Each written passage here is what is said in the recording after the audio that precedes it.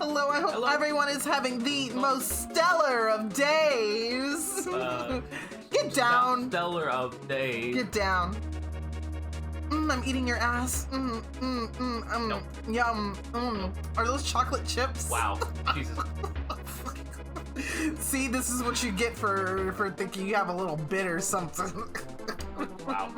Yeah, I know, Para. Like, what the fuck indeed. Starting the stream off strong. Vexy, I was eating. That was your mistake. Eating while I stream is a mistake. I feel like other people have probably found this out at some point or another. Yeah, no. What was your problem? I pinched myself. Why'd you pinch yourself? I didn't mean to pinch myself. Pinchy. Ow. Pinch. Ow. All right. Hello, chat. Hello. Let me see who's here. Hi, Evie, who I am burying in a silo. Actually, hey, check this out. Hey, look at this. Hold up. Huh? Hold up. Guys. Where is it?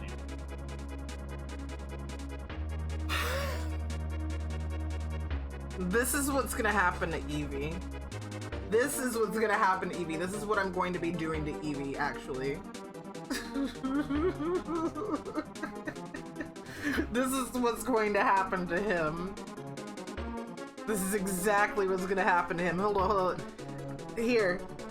I got a second one for you, too. Got a second one for you, too. Where did it go? Another one? Yeah, another one.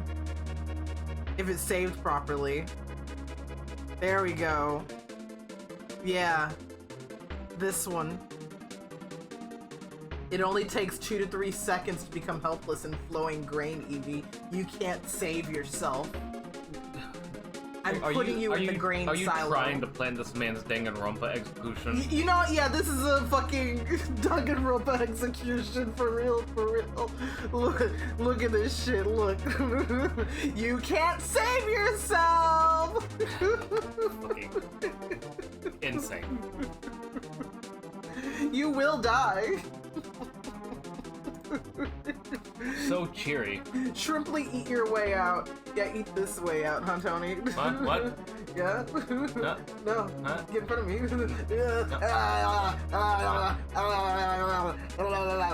Why are you big?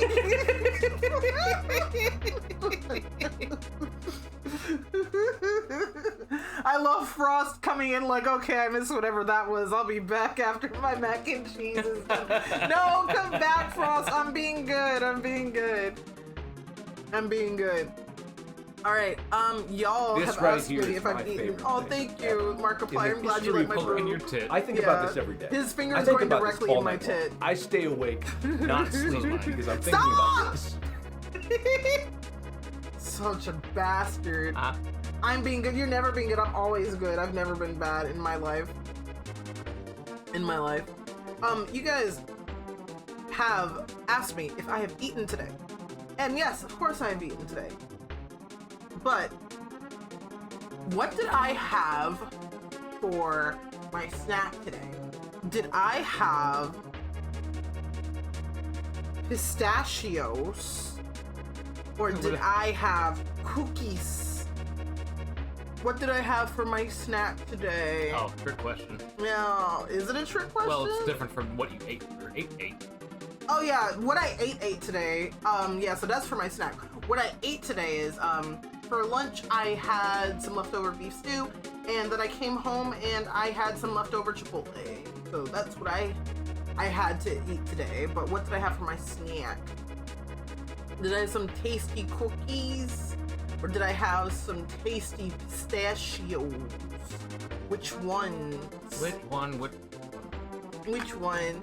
But chat, I hope you're all doing well. I am doing well as well. Happy Tuesday. I don't think I have too much to say. Our power is fixed, our AC is not. But it's still cold, it's still a little chilly outside, so we feel okay in the studio and okay in the house. Actually, I walked around the house when I came home and I'm like, oh, it's pretty cold in here. Yeah, it's been in the lower 70s all day inside without the AC. so that's pretty good. So it feels pretty nice in the house. It feels pretty nice right now. I can actually wear clothes and not feel bad about it. I mean, I'll shame you for wearing clothes because why? Bro. Tony has everything except shoes on. I have socks on. He has socks on, but he has everything but shoes. What? You're in your house? Are you ready to? You're ready at a moment's notice to just fucking exit. Sure, but also I don't like walking around barefoot. I've hurt myself doing that. Look, I'm not telling you to walk around barefoot. I'm telling you to walk around. You were like, you got on. socks on. You're ready to go, and it's like, well, yeah. Yeah, because he's wearing socks. He's wearing jeans. He's wearing his undershirt. He's wearing his overshirt. He's ready to go out the door. If I was like, babe, let's go outside. Yeah. Oh shit, Tony, plug in your VR battery. What? We were gonna do like VR after. Oh, was that tonight? Yeah. Oh, was that? I thought that was tomorrow night. No. Okay. Tony works for Big Pant, correct? I don't work for Big Pant. I just wear Big Pant. He works for Big Pant. He fucking pinned that. He pinned that. I don't know if he pinned it on purpose or not. It's gonna have to go away because we're gonna have to put our spoiler tag on. Yeah, we gotta put our spoiler tag up later. Sorry, Frost. It looks like the Gamba might be done. Is it? I think so. Alright, so chat. You have put 128 points on pistachios and 672 points on cookies. Man. Guys, I really love Oreos. My job has Oreos in their vending machine, and I like to get it from time to time. We got mint Oreos downstairs too. Little thin mint Oreos. Those are fucking fantastic, phenomenal. I don't care for those. I'll take them then. Yeah, you could have them. But I didn't have the Oreos in my work's vending machine today. I have pistachios for my snack. I made them for my wife's lunch. I had pistachios. Pistachios wins. Pistachio winners. Hell yeah, hell yeah, hell yeah. Dude, I fucking love pistachios. Congrats on you guys getting your Big Pant dollar. Big Pant win. Hell yeah, free points. Check stream memes. What's going on? We haven't even started.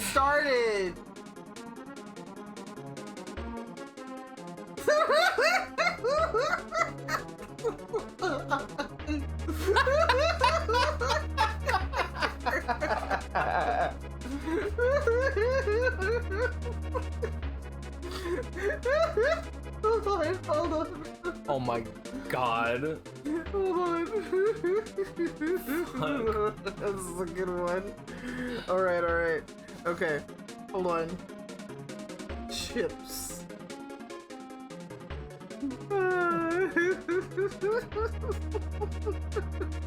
Fastest stream meme as of yet.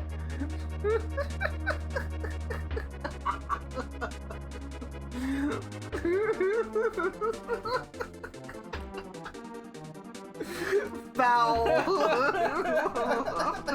Look, Perry, you're not allowed to criticize me. You're the one who looked at me and was like, yeah, I want that little clown right there. I like the way that one honks. The fucking cat licking lips emoji.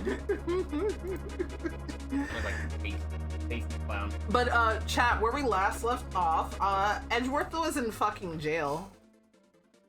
Yeah, Edgeworth was in fucking jail, and he is about to be he is being cast before the itty bitty titty committee. The council. Even though Gavel does not have itty bitty titties at all. Gavel is Gavel has very titty front loaded. Big boob committee.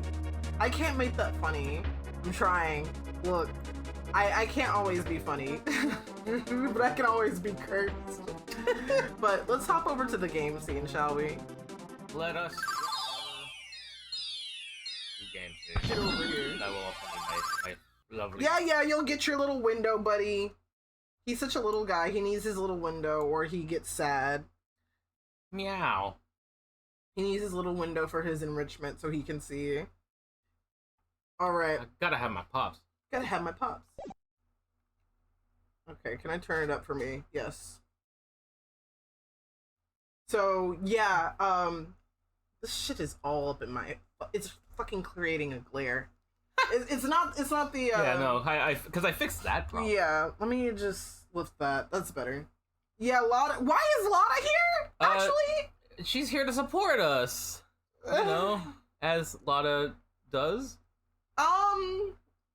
Lotta doesn't really do too much supporting. Hold on, let me make your window a little bit smaller. You live. Tony, shrink the fuck down, apparently. Fucking fuck you? Fuck you, tail, biggest fuck, big ass tail in the way. Well, look, I mean, I got my big ass ears in the way. I'm reading the dialogue so you don't have to, so, like, I don't know. Scoob.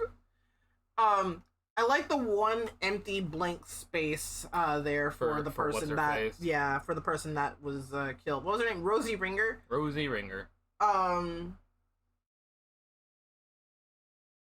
I find it interesting. I'm looking at all these sprites and stuff. Mm-hmm. The council people are in a different art style than the rest of the sprites, actually. It comes off that way because everybody else is insanely more detailed. Uh-huh. And it's just, yeah, I mean, these are not meant to be serious characters. I didn't think so. I mean, shit, they have like black outlines on their fucking artwork, and everybody else is like lineless. Yeah. Which is very funny. Well, they have lines. It's just they're colorful lines. They're colored lines. All right. April 6th. As a committee for prosecutorial excellence in Actually, September at 8:30 o'clock in the morning.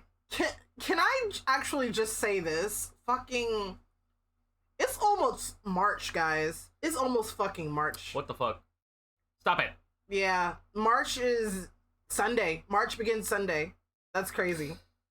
I'm going to be so old. Oh, Tony's old. Oh, he old. Sad. Sadness. Let's see, 10 members. Over a majority are present. Sunday. Sunday. And Saturday. And Saturday. Oh, man. Oh, boy. This dude sucks. Oh, yeah, that's right. You remember now. I hereby call this hearing to order. I like how he's like, the majority is here. I mean, sure, I guess. The majority -1, but who cares about that? Yeah. We are gathered here today to assess the professional competency of Prosecutor Miles Edgeworth. Here in the sight of the goddess, we do solemnly swear to pass fair and frank judgment. Who's fair and who's frank? Me and I. Fair and frank? Don't make me laugh. Verity, if you would be so kind as to summarize the case against Mr. Edgeworth. On April 5th, despite having been advised of the illegality of an investigation he was conducting, the accused refused to desist and eventually had to be detained by myself and Chairman Winner. His actions compromised the investigation into the murder of a certain defense attorney. And despite having been presented with copious evidence of her guilt, he continues to insist that the suspect, 1K Faraday, is innocent of all charges. Perhaps you could explain the details of the murder to us as well? Of course. On the morning of the 5th, the body of the victim was found here in the committee chamber. Further explanation will be provided by... Me, User's Winner, Premier Prosecutor! The floor is yours, Mr. Winner. The murder itself happened late on the night of the 4th. The victim was Miss Rosie Ringer. Look at all of the... This is creepy as hell. What the fuck? Oh boy. I got fucking sidetracked, bro. That's Jesus. That's scary. A conflict of interest? I mean, probably, but they make the rules. They decide what's a conflict of interest and what's not. That same night, an illicit auction was being held here in this very room.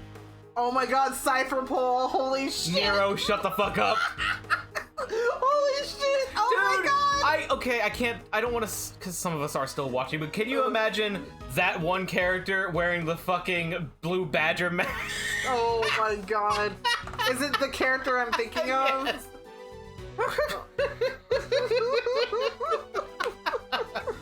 Oh boy. Oh man. Anyway, Ringer took part in that auction, I think. Yeah. We can't say Evie. We're not it's One saying. Piece spoilers. Yeah. We have a couple friends that are still fucking going through it, so Yeah. sorry, I can't be more specific than that. You read this line. Yes, I did. Okay. Meaning that the murder took place sometime during the auction.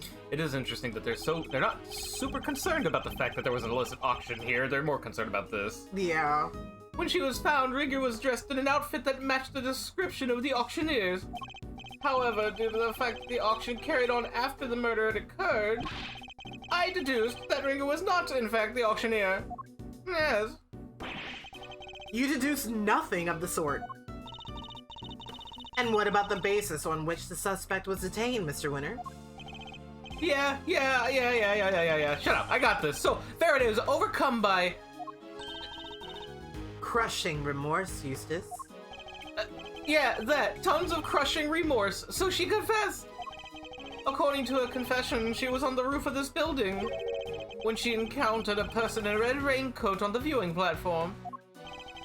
And that person was Miss Ringer, I take it? Precisely, Chairman. The killer dressed the victim in the auctioneer's outfit after the fact. But at the time when she was killed, Miss Ringer was wearing a red raincoat. And who won the race to find that raincoat nearby? Me, that's who. Me, I, myself. Did you? I thought it was somebody from forensics. I'm forensics now. Strictly speaking, it was found by one of the forensic investigators under Mr. Winter's command. I knew it. The blood analyses on the coat showed that it was indeed Miss Ringer who had worn it. And the suspect's confession was the final nail in the coffin. She confirmed having committed the murder. So as you can see, Kay Faraday was the killer. There's no way anybody else could have done it. So says I. All right, Miles, I expect you have some objections. Let's get them out of the way, shall we? I have no objections, Chairman Winter. Well, now, is that so? I thought it would have taken more than a single night detention to No objections in the matter of my unauthorized investigation, that is. But in the matter of Miss Faraday's supposed guilt, I have plenty. I can personally attest to the fact that Mr. Winter's investigation was fair and impartial. Of course it was. When it comes to carefully conducted ops, I'm the winner every time. You know, Miles, it's within my power to offer you a plea deal of sorts. If, and this is purely hypothetical, of course, you were to withdraw your objections, you might wake up tomorrow to find yourself the proud owner of a seat in this committee. What the fuck? He's going that far? He really wanted to pin this on Kay. He really, really did. There's no way he did. Why would you offer this? Holy shit. That's crazy. Chat, this guy sucks. So, I ask you again, do you have any objections, Mr. Edgeworth?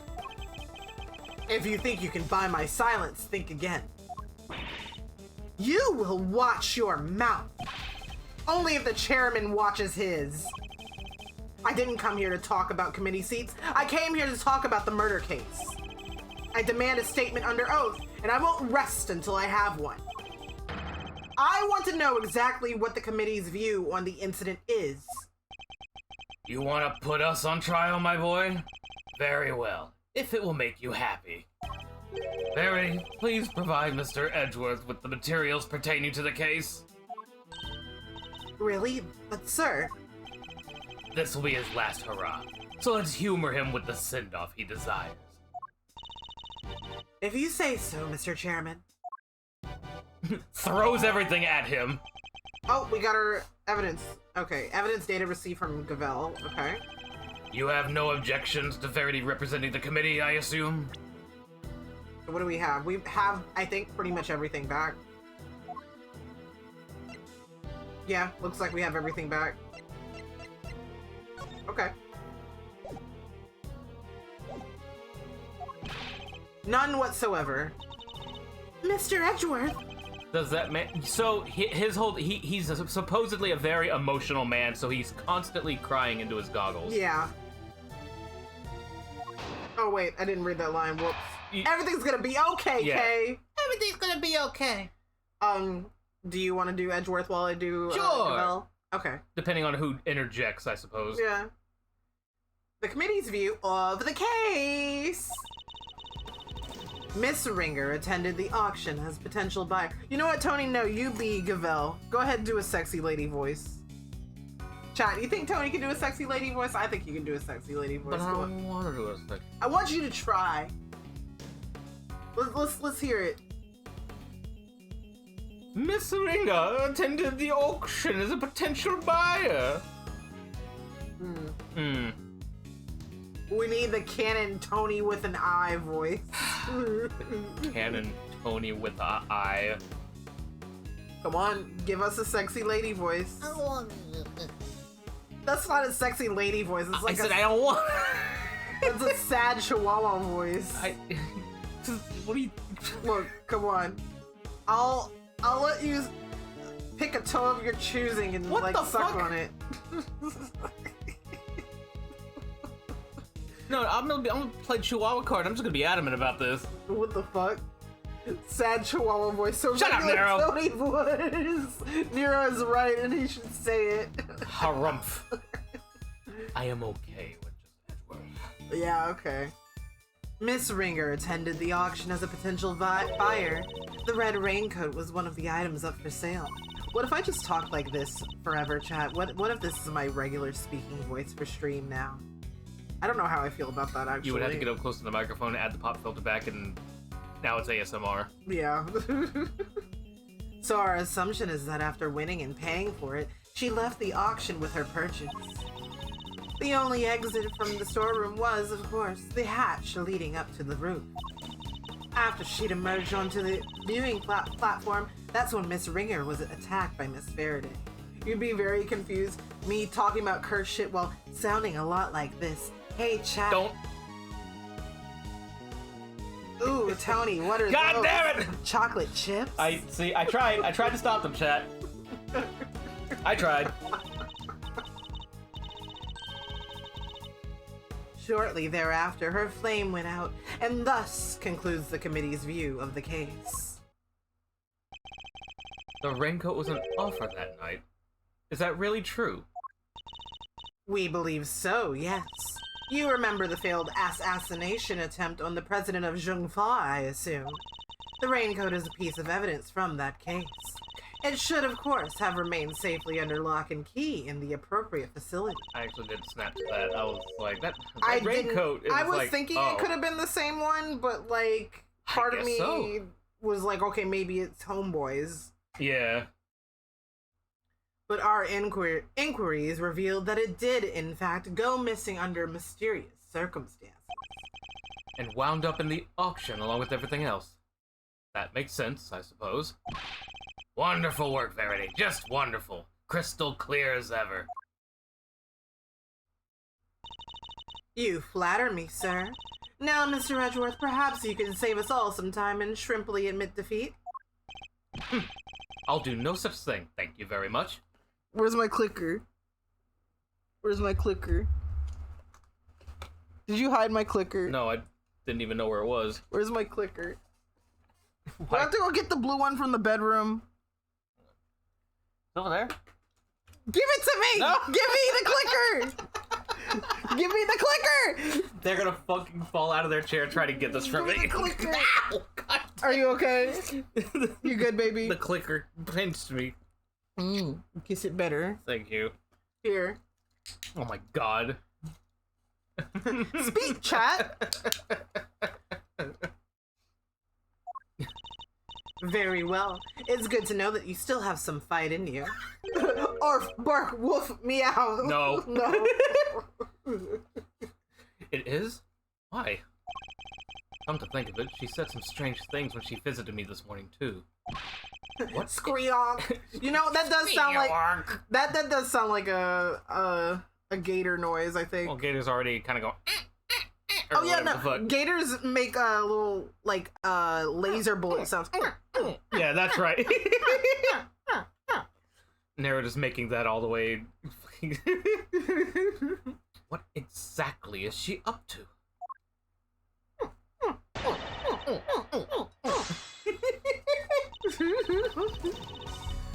Okay, so Miss Ringer attended the auction as a potential buyer. They sound like Galaga as babies, they do. As adults, they bellow. Raincoat was one of the items up for sale. Our assumption is that after winning and paying for it, she left the auction with her purchase. Only exit from the storeroom was the hatch leading up to the roof. After she emerged onto the viewing platform, that's when Miss Ringer was attacked by Faraday. Shortly thereafter, her flame went out. And thus concludes the committee's view of the case.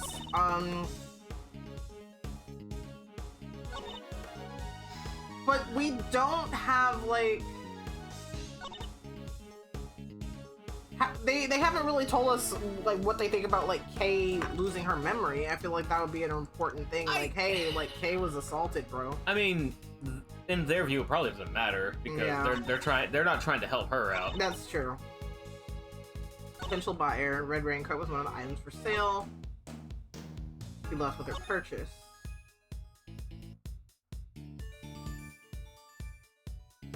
I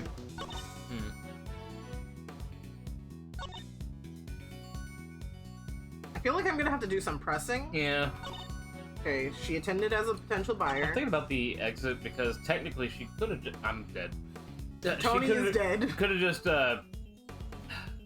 Technically, she could have used the elevator to go back, but I don't know if that really means anything. Yeah, because what? No, you're right. Because why didn't she use the elevator to go back down? Let me press this first. Yeah. Hold it! Miss Ringer was a member of the committee. Could she not have left the committee chamber via the main door? That, or... Yeah. While the auction was still underway, that would risk exposing its existence to those outside the trusted circle of attendees. Given that Miss Hart found out about it, I think its existence is already well exposed.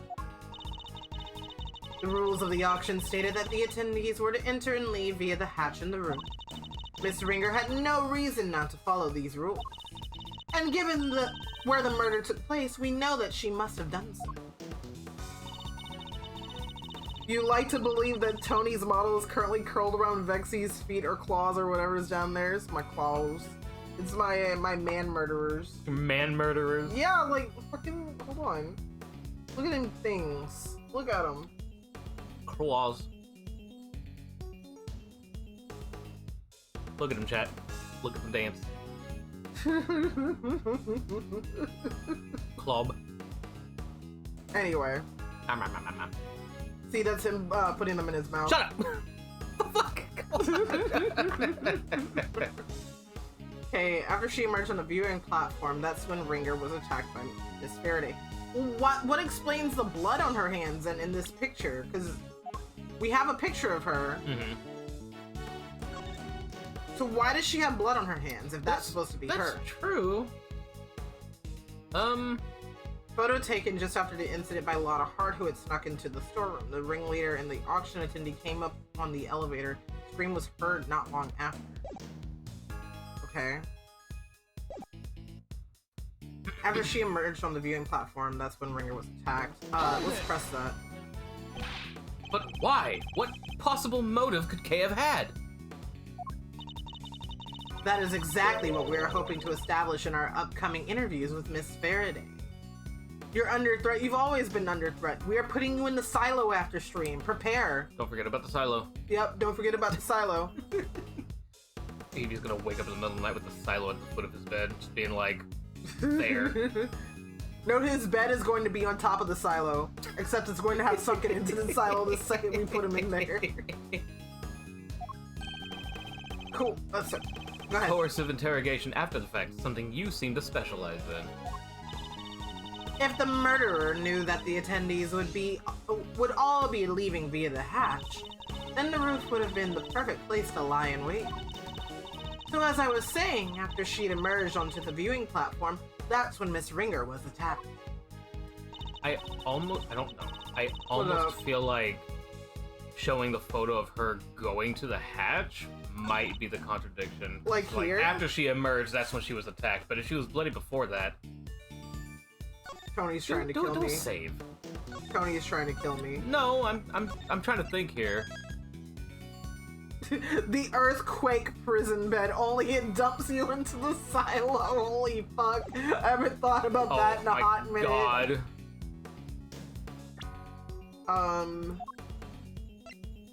Objection! Correct. Okay. That's what I figured. Maybe you can clear something up for me, Judge Cavell. But what is Miss Hart doing here at this hearing? She is an eyewitness. I thought that would be obvious. Wait, hold on, I ain't really an eyewitness. More of a ear witness, I guess. She's not exactly the most confidence-inspiring choice to help make your case, is she? I like to think I'd choose my allies a little more carefully than you, Mr. Edgeworth. Then you should question them more thoroughly, because there's something she hasn't told you. Take a look at this. It's a photo taken by Miss Hart. Yes, in the storeroom, correct? What of it? According to your theory, the murder occurred up on the roof. But according to Miss Hart's testimony, she happened to witness the entire incident unfold in the storeroom, just before she took this picture. Oh, wait! You're saying Cavell got it? Wrong. That's exactly what I'm saying. What? Mommy? Mommy? They're starting to show up again. You can take it back. Okay. Miss Hart, if I may confirm your account of the events you witnessed that night. You saw the person in the picture, correct? I sure did, clear as day, and with my own two eyes to boot. And what were your impressions at that point? My impressions? It's a me, Mario. Come on. God. Come on, dude. This right here is the scoop of the century, something like that. Yeah, that makes sense. I was hoping more for your impressions of the person in question. Oh, that there's a walk-in meal ticket? Seriously? Just my little joke. No need to look at me like I done sat on your lunch. Holy shit. Oh, red raincoat, right? Well, I took one look, and I thought, that's our perp right there. And therein lies the rub. For Miss Hart to have thought such a thing. You're not interrupting me. You take such offense to that. Yeah, because I'm over here reading and I get hit with a overruled. Fuck you. For Miss Hart to have thought such a thing means that the murder occurred. Oh, Mr. Edgeworth, when will you learn to use your words? I mean, I would if you wouldn't... Ooh, if you wouldn't interrupt me. Anyway. If it's an explanation of the facts that you require, you need only ask, you know. What do you mean? I assume you're about to raise the issue of the voices Miss Hart heard. Voices that may be unrelated. Objection! Unrelated? You can do better than that. Was one of the voices Miss Hart heard really even Miss Ringer's? You're kidding me, right? Them folks was talking crime-related turkey, or my name ain't Lana Dang Hart. That's her middle name? My middle name Dang. My middle name Dang. But did you hear them clearly? Well, can't rightly say for sure, but... Lotta D. Hart. Oh, no! The Willem D. Oh, fucking... No! God damn it! No! Oh, God. Damn it. God, I can't rightly say nothing, and you know it. They was using voice changes. I done told y'all that. Precisely. Miss Hart heard voices, but those voices were disguised. Which means we cannot even be certain that whatever she did over here had anything to do with the murder. Objection!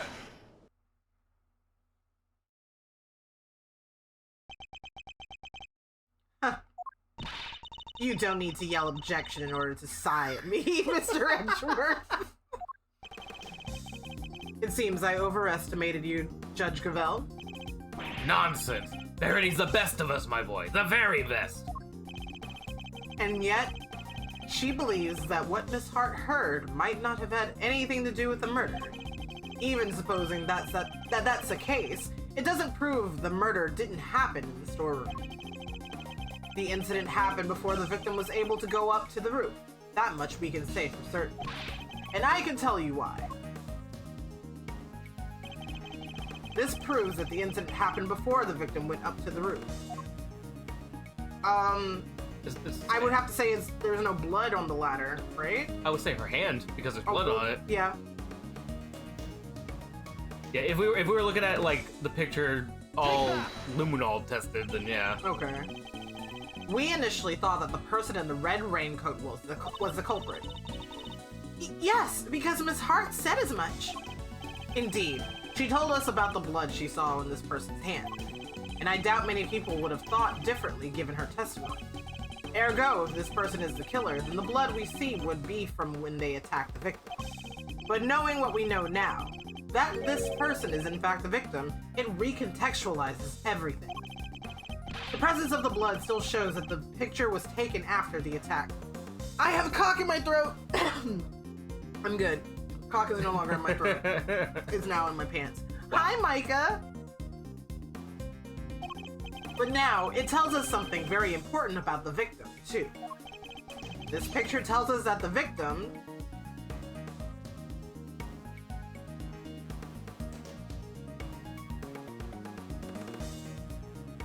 survived the attack, I assume. Right? I would... Or struck the killer. Maybe...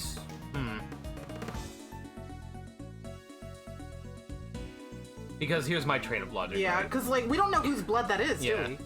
But, like, if we, like, say survived the attack, then they could be like, oh, good, so Kay finished her off then.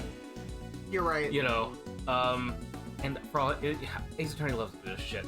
I have to imagine maybe... If it's not struck the killer, it survived. Okay. But... Ringleader, I don't think that... I don't think Ringleader. Ringleader is too big of a jump to make from just that. Yeah.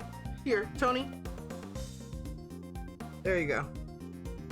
Don't blow it away. Keep it. Put it in your coffee. Stop! I'm not putting my coffee. Tony is mean to me and doesn't want my eyelashes. Okay, struck the killer. I got fucked. Damn. I guess it was the obvious route. Okay. Wait, which one is the obvious route then? Survived. Survived? Okay. The victim must have struck the killer. She must have struck them hard enough. Enough to draw blood. Thus the blood on her hand. Mr. Edgeworth, all the blood at the scene was shown to have been from the victim, which means your theory holds no water whatsoever. Fuck you. That wasn't it. This picture was taken after Miss Hart heard the sounds of the attack, right? And there's blood dripping from the person's hand, so... You're right. That means we forget only one thing about the victim. They survived the attack. You know what? Let me just go ahead and save this. Just in case. Uh-huh. Para, why don't you want my eyelashes? Why don't you want my eyelashes? There's no doubt in my mind that the victim was attacked in the storeroom. But here we have photographic evidence of her standing upright and alive, albeit with a bloody hand. Why would I? But why wouldn't you? Don't answer a question with a question. These are the questions of our time. This can only mean that Miss Ringer survived the attack. The blood on her hand is from the wounds she had sustained. Oh, what are you talking about? Who dies from a hand wound? Shut the fuck up, Eustace. The wound wasn't on her hand, Mr. Winter. I imagine she had used her hand to try and staunch Yeah, staunch. Squanch. Not squanch. Squanch. Staunch a wound. That's right. While it's impossible to tell from this angle, the victim was already mortally wounded here. Oh. Well, that certainly would change things, wouldn't it? It very much would, not least by making it absurd to suggest that Kay was the attacker. Her encounter with the victim happened after this picture had been taken. After the victim had already been attacked and was in critical condition. I put it to you that all Kay witnessed was the victim finally succumbing to her wounds. That would have been quite the coincidence. It's a textbook case of wrong place, wrong time, I'd say. I mean, I feel like that's Ace Attorney in a nutshell. Yeah. Wrong place, wrong time. Mm-hmm. You seem to be forgetting a rather important fact, Mr. Edgeworth. Well, that or pretending to not remember it. Excuse me, chat. What? What fact am I forgetting? I think it's time to wrap things up. Don't you, Verity? Put the boy out of his misery. What? Dad, Gavel works for me! Why do you keep giving her orders? That's my job! You really are a total and utter embarrassment. Holy shit. Ugh. Oh my god, bro. Wow. Wow. Wow, yikes. That's a big motherfucking yikes for me. Oh, no, RPC, he's just a stupid kid. No, I can't be mean to him, he's just a kid. I didn't want to say no. He's just a baby. You're gonna look at a baby, like, when they're crying, and be like, you're a fucking embarrassment? Just look at a, like 6-month-old and be like, you're a fucking embarrassment. Stop crying. Yes. Holy shit, guys. What the fuck are y'all doing in here? What's going on? What's going on? What is this? What is this? First of all, I don't know which one I want to look at first. Oh, man. I don't like this cat with human ears.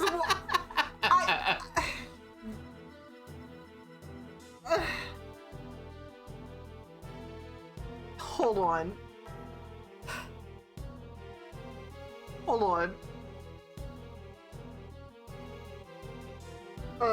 Nero's got my thoughts on. Hold on. I'll read what Nero said in a second. We need to look at this.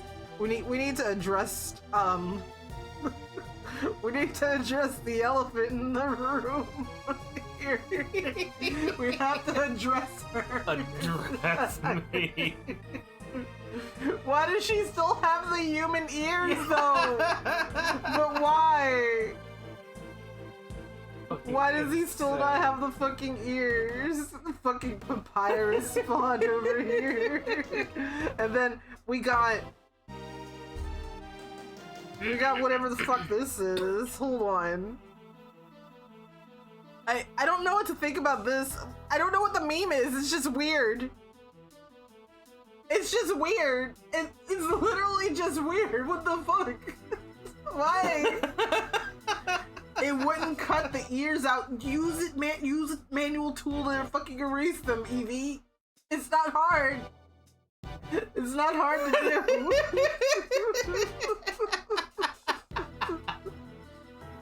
That's so fucking funny to look at. I hate it like a lot. I hate it a lot. Anyway, what Nero said, you like how the game leads both the player and characters to think of Eustace as a joke and make fun of him, but then when his own dad does it, it's very much not funny anymore. It's not. Because it's not even being played up for humor. It's not being played fucking for... Excelsius is just being a dick. He's being mean. Like, we've gone from being, oh, my silly, stupid boy to, like, my idiot son to a fucking actual embarrassment. It's like, you don't... Who talks to their kid that way? That's so awful. I am not! I hate to break it to you, but you both are. It's not mean if it's... No! Okay, no, but legit, if you saw, like, a dad talking like this to his 17-year-old child, I would feel really, like, fucked up about it. Like, I would feel, like, really, really shitty about it. Like, zero joking. That would be so fucked up. I think the vibe is a little different. Yeah, the vibe is completely different. It's like, it's one thing when it's, like, coming from, like, Edgeworth or Kay or something like that. But from your own father? Yeah. Yeah. Now the tone's kind of shifted, and like, look, we've already dealt with one bad. Actually, we've done like 3 bad dads this game. Ace Attorney is filled with bad dads, man. Like, we had to deal with fucking Von Karma's shit.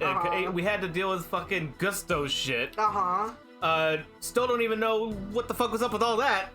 No, Ace Attorney is just filled with bad dads, because, like, I even think back to, like, the Fays and stuff, how, like, the Fey men, like, they just fuck off and disappear. Yeah, they dip. I think about, yeah, the Fey men, the dads just suck, dude. Dads suck in Ace Attorney.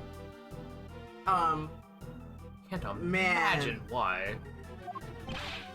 Go to it, Gavel. Put Edgeworth out of his misery. As you wish. I wish for my window to come back. Your window will be back after these messages. There you go. Here's a message. Alright, thank you.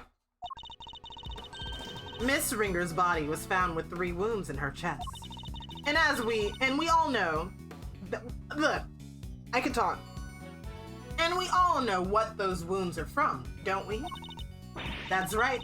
They're from when she was stabbed in the chest by a 3-armed candelabra. I doubt anybody could survive such grave wounds. If you care to read the coroner's report, I'm sure you would change your tune. Nicely done, Gavel. Now Edgeworth will have to... Hold on. I've got cock in my throat. Sorry, Gavel. Hold up. That's not my name. Hold up.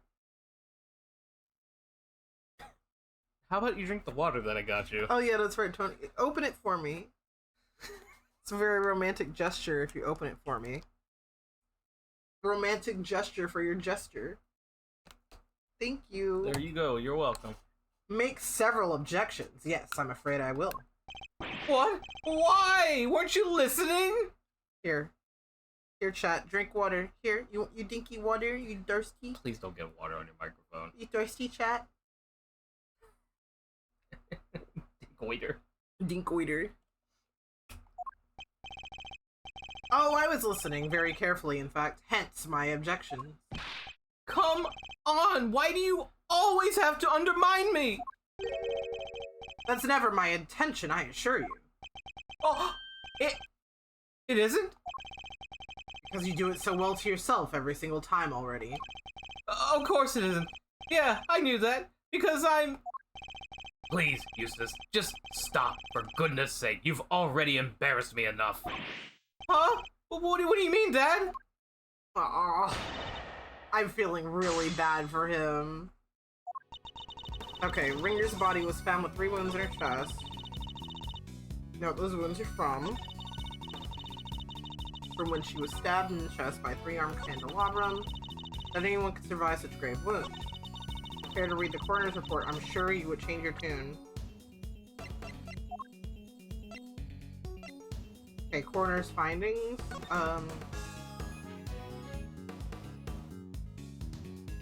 Permanent burn mark on the back of victim's hand caused death. 3 puncture wounds on the left side of the chest inflicted by a candle holder.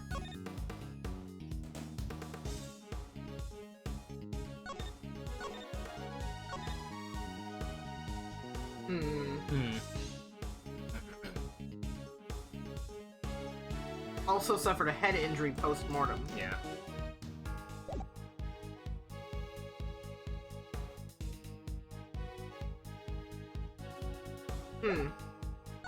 This might be a pressing. Yeah, we might have to press some stuff. Okay, Ringer's body was found. We know that. Guess we know where it's from. Stabbed with the candelabrum. doubt anyone can Press survive that. that. Yeah, that's such a weird thing to say.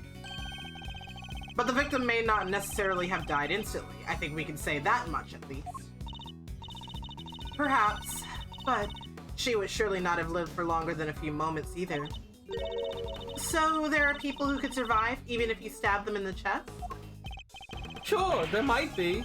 And there might not be, too. So which is it? Trust me, there are not, and in case you're still tempted to believe there might be. But, hold on.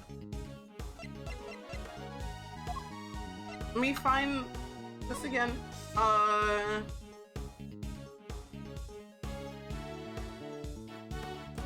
It doesn't say anything that death was instant. They usually make it a point to mention that if it was an instant death. But we don't have much else to go off of.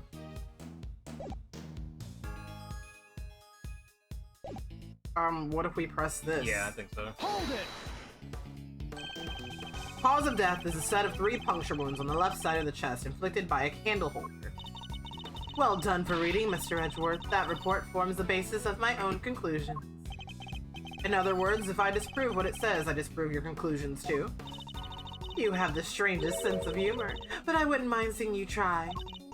However, before you do, I would advise you read the report very carefully. After all, I am not interested in your opinions, only solidly grounded deductions. Very well, then you shall have my deductions. Mr. Edgeworth? Don't worry, Kay. Everything will be alright.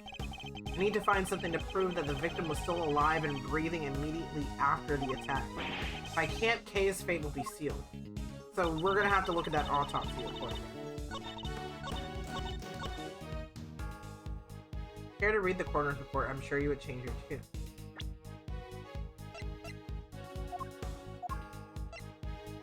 Because we have evidence that she was at least walking around with blood, her own blood on her hand. Yeah. Is the thing.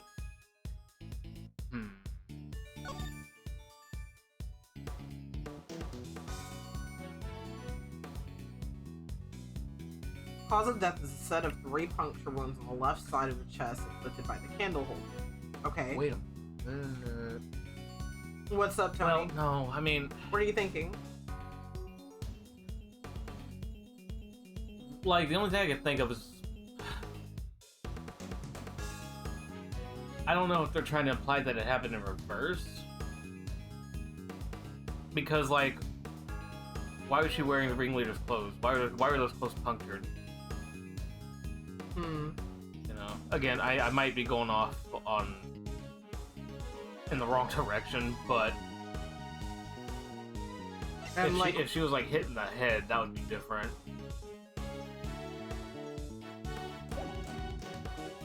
The head injury was post-mortem. She was dead already when when her head was hit. That's what I'm saying. Like, if the coroner says that, then yeah, that's probably true.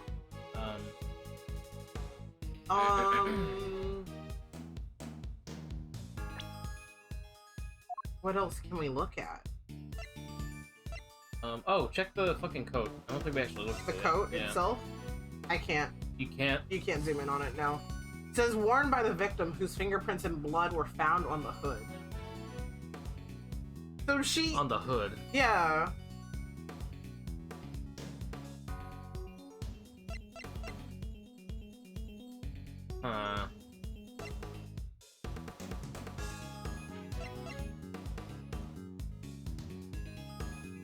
I actually don't know. I mean, maybe it's a bit out there, but maybe present the coroner's report? Hold on. Okay, we've examined this. Yeah.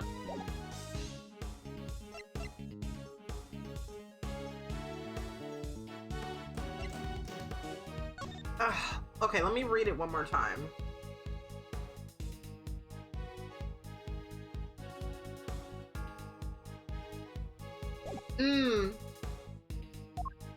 Because I think, here's what I'm thinking. Mm-hmm. There are no puncture wounds in that raincoat. Oh. Yeah. I mean,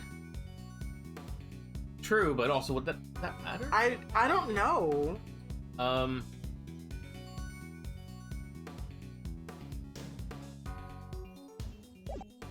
Like, but that's what I'm thinking. Okay, then I guess the question then would be which statement? Would it be this one or would it be the one before that? Hold on, let me see. That anyone could survive some grave wounds. Before that. When she was stabbed in the chest by a 3-armed candelabrum.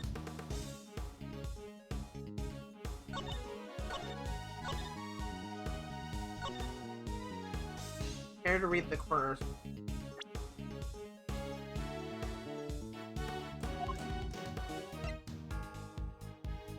This is what I'm thinking, though. If it's not this, I almost wonder if we're meant to present the coroner's report to be like, yeah, let me show you why you're actually wrong. Okay, I'll present what you're suggesting first. And if you're wrong, you owe me like hella back massage. Where the hell is my model? Look at me, camera! God damn it! Oh, did it catch me because I was leaning back? Whoops. Probably. Okay, then I'm gonna do the coroner's report, but if I'm wrong, Tony, you owe me hella back rubs. I mean, I would just give them to you anyway. Objection! You owe me hella back rubs, buddy. Well, then you're just going to get... You saved? Yeah, I did save. Yeah, you owe me hella back rubs. In fact, start right now. Yeah. Oh, ooh, yeah. Ooh, yeah. Oh. Oh, get up there. Up. Yeah, around my neck. Oh. Oh, yeah. Ah, yeah. Well, now you're starting to tickle me. Whoop, sorry. Oh, yeah. I can only reach it back from here. I don't think you heard a pop. Ooh. Ooh. Okay, let's see if I'm right, though. I usually am. Objection! I was not right. I was not right. I was not right. We were both wrong. It's okay. I feel like I'm intruding.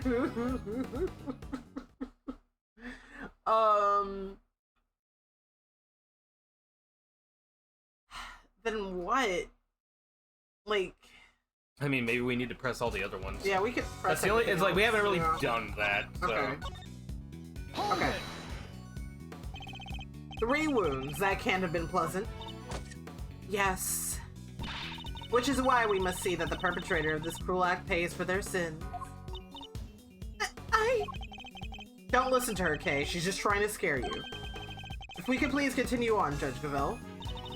Very well. As I was saying, there were 3 wounds. Okay, what are we talking about in stream memes? What are you doing now?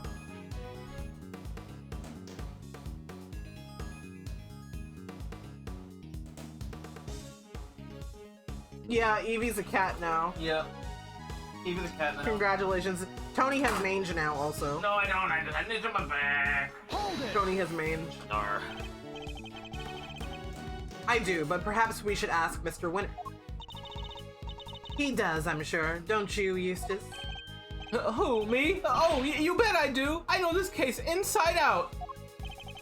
Who does he think he's fooling? Eustace, my boy. Make an old man happy and at least glance at the coroner's report, would you? Sure, let's see. Yada yada, 3 puncture wounds, blah blah, candle holder. No way, that's what they used? Crazy. That's crazy. That's wild. Why would they do that? Ahem. Precisely. The wounds were inflicted just as Eustace said. They were from when she was stabbed in the chest by a 3-armed candelabrum. Hold it! And you're sure the stabs to the chest were the cause of death? There's no doubt about that. None. One of the spikes in the candelabrum even pierced the victim's heart. Oof, that's rough. Rough, buddy. And unless you mean to call Dr. Hertz's professional opinion into question, we can only treat that as fact. The coroner's opinion backing up my own winning ones. Now that's what I call a flawless victory.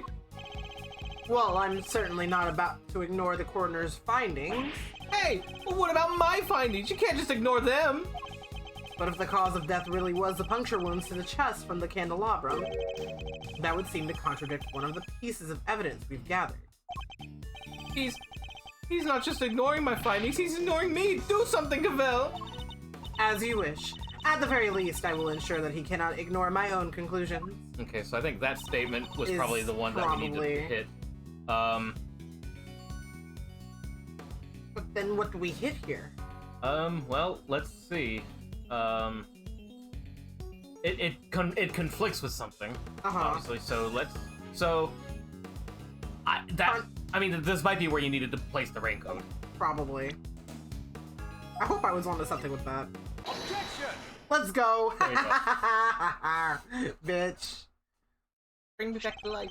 Bring you back to life? What is this? Evanescence? You think I'm Amy Lee or something? Wake me up. Wake me up. Can't wake up. What are you doing? Did you lose the clicker? I did lose the clicker again. Did you take it? No! Tony took the clicker so he could give himself free clicks. Drop it? You fucking drop it. I don't know where to go. Where it went. Stop grabbing my feet! What? I didn't do that. Where'd it go? Are you sure? Shake the cow out. Shake the cow out. Where is it? Where's the clicker? I can't click for you! Chad, I can't click! You stole it. I actually You're did. a whore. No, I didn't. Tony's trying to keep all the clicks for himself. Did you not drop it in the fucking cow suit? Oh, it's under my leg. Fucking Stop! Don't grab my feet! Get a click redeem? fucking accusing me over here. Literally, you were the one. Unfucking believable. Okay, I just got yelled at. Hang on. Okay. Alright. I'll keep it going. I'll do Tony's voices for him. I don't get off to clicking. That's not my thing. Alright. Chairman Winner. You know what this is, of course. The red raincoat. That's right, isn't it, Verity? Yes, sir. The one Mr. Ringer was wearing. I warn you, Mr. Edgeworth, you will not be thanked for retreading old ground here. Well, I'm afraid I might have to regardless. Now then, if you'll answer me this, Judge Gavell. You told us that the victim's bloodstains were found on the raincoat. But do you remember the 21st of September? Do you remember where exactly they were found? Tricky isn't ball spam, mate. That ain't no power. That ain't no power. Yeah, when chat likes to make the Tricky say balls over and over and over for some ungodly reason. Of course, they were found on the hood and... No! What's the matter, Verity? The hood and... Was blood found anywhere else on the raincoat? No, it was not. Doesn't that strike you as odd? The victim died of stab wounds to the chest. Wouldn't that lead one to expect to find bloodstains in that area? And yet, there was blood only on the hood. That's a glaring contradiction if I ever saw one. Spam? Oh, we had a neuron activation. Got it. Kara gets excited when they see a Viagra email in their inbox. The head wound the victim suffered wasn't just some incidental injury. Hi, welcome back. Verity got her ass handed to her. We showed her what's for, which is usually 2 + 2. I think I have. Hold on, post. If only we had Luke at me back. Lucas at me. Hold on. Okay. Tony is back. Eventually. Soon. Tony is returning. He's ace-turning. Spampton Handsy Viagra ASMR. Get Alex Roshan on this shit ASAP. It was inflicted before the stab wounds to the chest. Perhaps you are correct. Perhaps the victim did sustain the head injury first. As you said, if she had been stabbed first, there should be blood in the chest area of the raincoat. Therefore, Miss Ringer cannot have been stabbed before the head injury had been inflicted on her. But even if we can see this point, that the head injury came before the chest wound, what difference would it make? How does it change our understanding of the case? I'd say it changes things a great deal. In fact, it raises even more fundamental contradiction. That is quite the bold claim, Mr. Edgeworth. I have to admit, you have me intrigued. Perhaps you could show us this fundamental contradiction with some evidence. Which piece of evidence best demonstrates the contradiction, the order of the injuries revealed? Tony's back. I'm back, chat. Back, chat. Which piece of evidence best demonstrates the contradiction, the order of injuries revealed?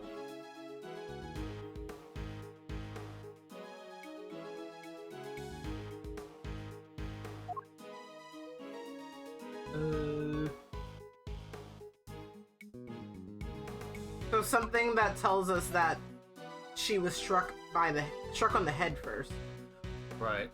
Not this. Not that. I mean, it might have been the fucking luminol test. The luminol test? This? Maybe. Blood was detected on the secret elevator. Looks like it dripped from the floor below, but then the stuff that dripped from the floor below is this big puddle right here, so that has to have been the stab wound, right? Yeah, well,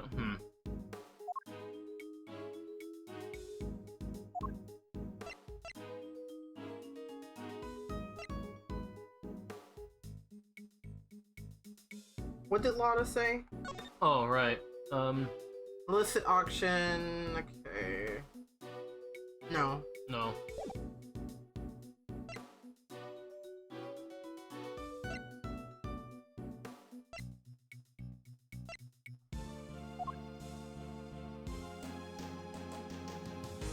I mean, the fact that there was blood on the hood. Oh, yeah, actually, probably. yeah, that one.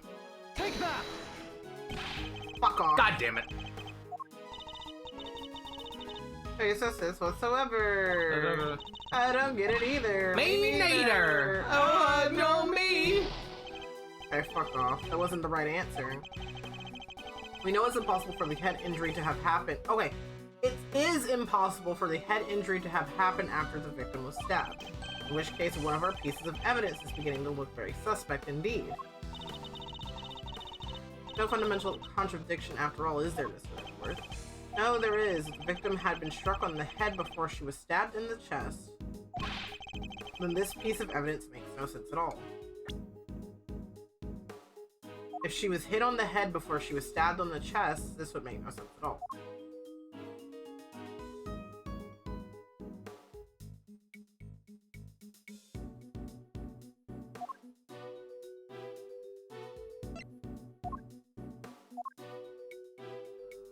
Check the mask again? This?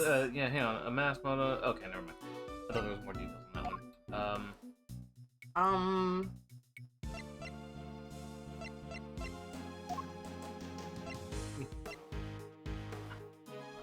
This piece of evidence makes no sense at all. Because I feel like it makes sense for if she was hit on the head, there would be blood on the hood. Yeah.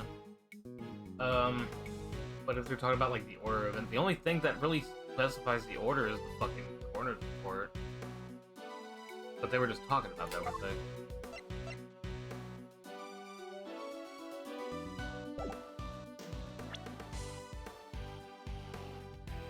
It would be the coroner's report. Because the coroner's report says that she was hit on the head after she died. Okay. Duh. I mean, this one got a little crazy. No, it's okay. Okay. Take that! There we go. Okay. This is Dr. Hertz's preliminary findings, according to which the victim suffered a head injury post-mortem. But the order suggested by the bloodstains on the raincoat is exactly the opposite, yes. Bailiff, this court hereby subpoenas Dr. Hilda Hertz to the committee chamber with all due haste. Until she testified, this case cannot be brought to a close.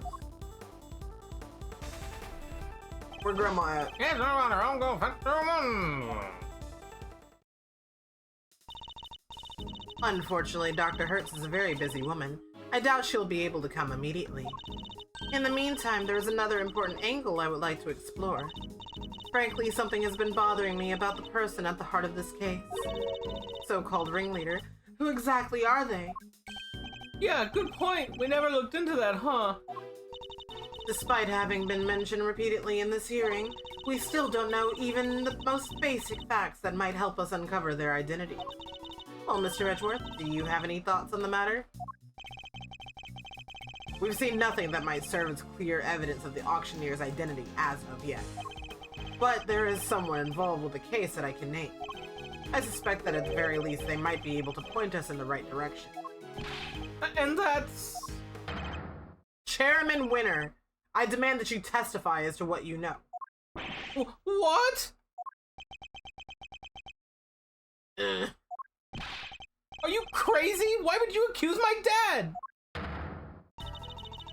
You would cast doubt on the integrity of the chairman of the committee? Do you understand the implications of such an act? What are we talking about in chat?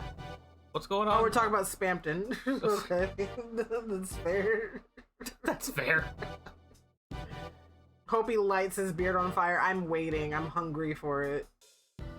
Among Us meeting moment. Hi, Flaw. Happy birthday. How's your birthday going today? Did you do anything? Yeah, it's Flaw's birthday. Fall birthday? Yeah, it's Flaw's birthday. Happy birthday, Happy Flaw. birthday, Flaw. Hi. Is that actually true? Yes. I'm a clown. I know everyone's fucking birthday. It's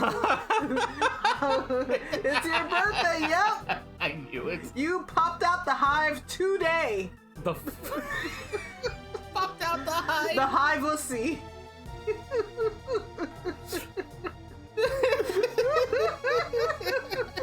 Happy birthday! Clowns know everyone's birthday. Oh, okay. I see. Yeah, me neither. You should. You should. You should trust me. I know everyone's birthday. Holy fuck. I am a clown. Clowns know all birthdays. Do you understand the implications of such an act? I don't care who or what he is. We're talking about the truth here. And about a man who seems dead set on framing Kay at all costs. The mask, the corsage, the ticket stub, and everything else. The items Kay was carrying when she was found. They were deliberately placed in her possession somehow. By Chairman Winner himself. A shocking accusation, and one I find hard to believe. But for the sake of completeness, I must ask. Why would he do such a thing? To cast suspicion on Kay, of course. Why else? I even managed to get him to say something to that effect. Chairman Winner, your rebuttal, please. I think the good chairman might be in shock. So what if I did? Oh! He admits. Did you hear me, dear boy? I said, so what if I did? You say you got me to admit as much, but where is your proof, With no witnesses to speak of, your word alone is hardly enough to make an accusation like that stick. Or do you mean to tell us that you have something more to base your outburst on? He still has the arrogance he showed back at the detention center, and yet...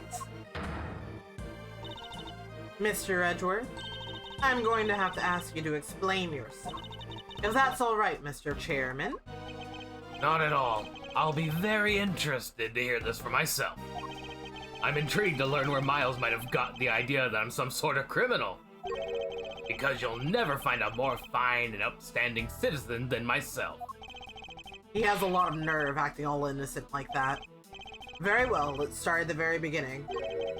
The fact that the auction took place right here in this hollow trial chamber is a point of suspicion. A location that should by rights only be accessible to members of the committee. Yeah, they all have keycards to the room after all. Furthermore, these auctions seem to be held on a somewhat regular basis. And for that to be possible, there can only be one winning explanation. That's right, Mr. Winner. That the auctioneer is a member of the committee. No! Brazilian Nut! Thank you for the corn dog streak. Thank you for the corn dog streak. I could go for a Korean corn dog right about now. I'm so serious. They are quite good. Oh. I want one. Oh. Oh wait. Oh no. I want a Korean corn dog now. And a Korean corn. God. Oh. Oh. Maybe I'll get one on my way from work tomorrow. Maybe. I'll think about it. Think about it. Ah. What on earth is wrong now? What do I do, Dad? I played right into his hands! Oh, you did indeed, you utter nitwit. Oh man. But Miles, my boy, you do realize that you've cast quite the wide net with your explanation. That's true. There are 11 members of the committee altogether. 10 given Miss Ringer's unfortunate passing. 10 potential suspects in total. Well, certainly isn't me. Oh, I forgot all these Yeah. chuckle fucks were here. I really forgot these fucking assholes were here. It's not me. The monkey's tail. The monkey. Hi, Frost. Welcome back. It can't be the chairman. Can it? Whoever it is, pick up right now. Yeah, like they would. Come on, man. Calm down, all of you, please. Ah! But He told me to come, Oh. come. shut up. Well, Miles, is that all the proof you've got against me? They're just spectating. All right, chat. Come forward now. Which one of you is the ringleader? Who did it? Which one he is? Who fucking did it? Who fucking did it? Heh, you're very quiet all of a sudden. But it's too late to back out now. You accused the former chief prosecutor and current committee chairman of a crime.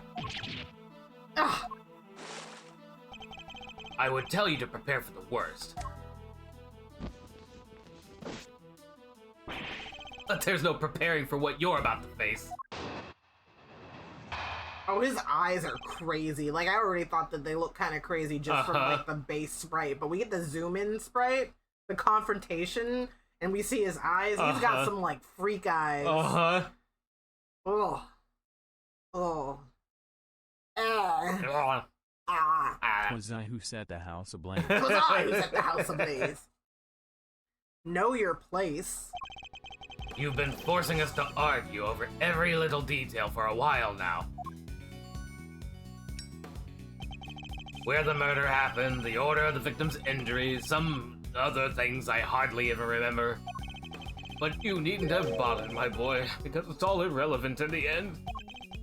Think about it. The suspect herself has already said she did it!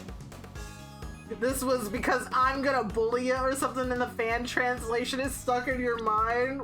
Wait, hold up. What, prepare for the worst because I'm gonna bully you? Is that what he's saying?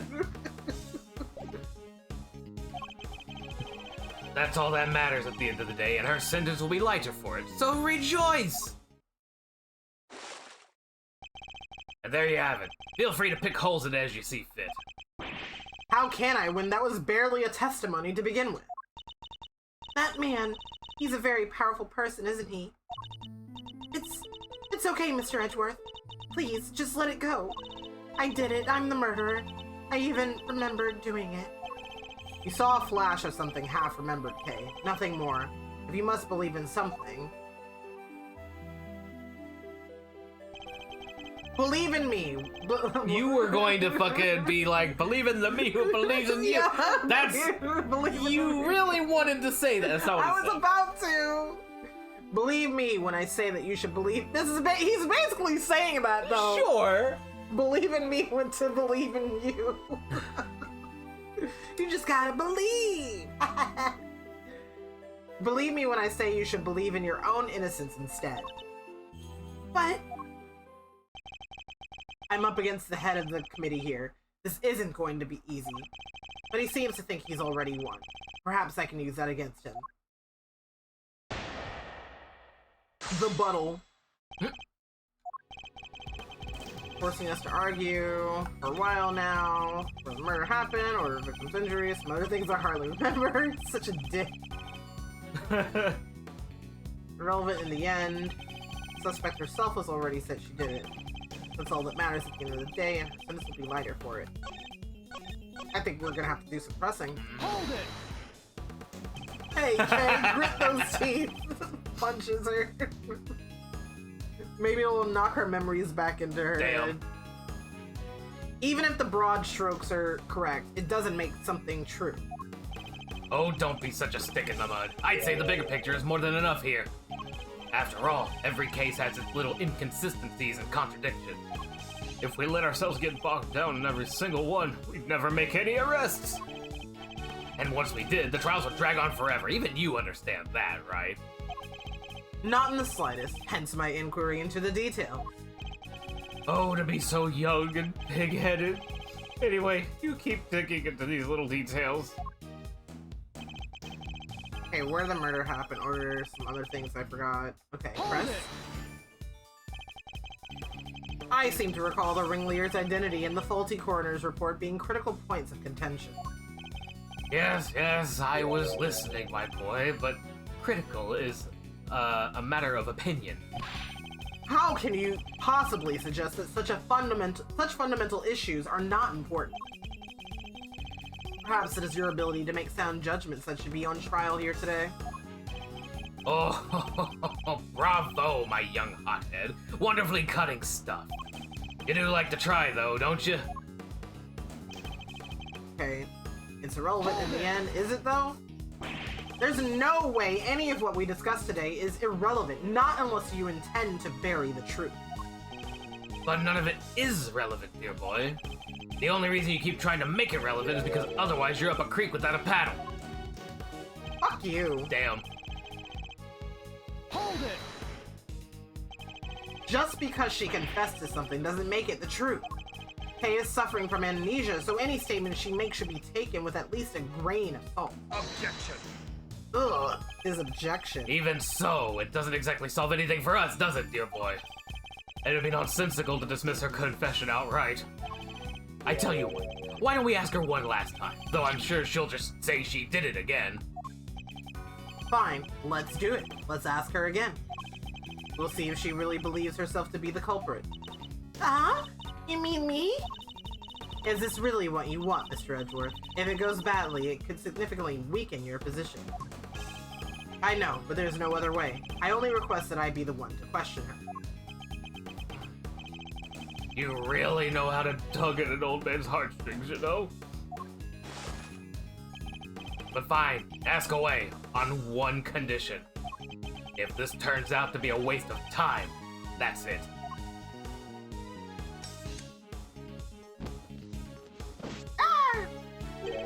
We'll call the proceedings to an end, then and there. Agreed? Call the proceedings to an end? You mean the hearing? Yes, dear boy, that's right. Perhaps you aren't a complete muddlehead after all. Jesus. Now, just so we're clear, we ask again, and all that happens is the girl confirms her guilt. She is officially declared guilty on the spot. Yes, that sounds like a great plan if I do say so myself. That's it? You just declare her guilty just like that? That's the gist of it. It's a big risk, but he's going to find a way to condemn her either way if we don't do something. Hey. Yes? I know it's a lot to ask, but I need you to think. Do you remember anything else about what happened on the day of the murder? Anything that might help us prove your innocence? Why? Why are you still fighting, Mr. Edgeworth? It's no use. I'm Silver the Hedgehog. Shut up. No, you! Yeah. I can't be of help to you. I'm sorry. I'm too scared to try and remember anymore. What if I remember something even worse? And if I did, I'd just be making more trouble for you. Please just accept it. The K you thought you knew is a dangerous criminal. A criminal who let you down and betrayed your trust. Don't worry, Kay. You have nothing to be afraid of. I may not have known you very long, but I know you well enough. And right now, I'd say I know you better than you know yourself. You wouldn't. That's a big-ass chunk of health!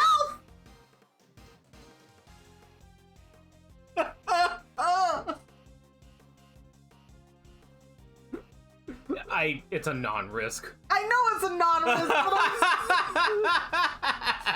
I can't save! You cannot. You don't need to! You know what the answer is!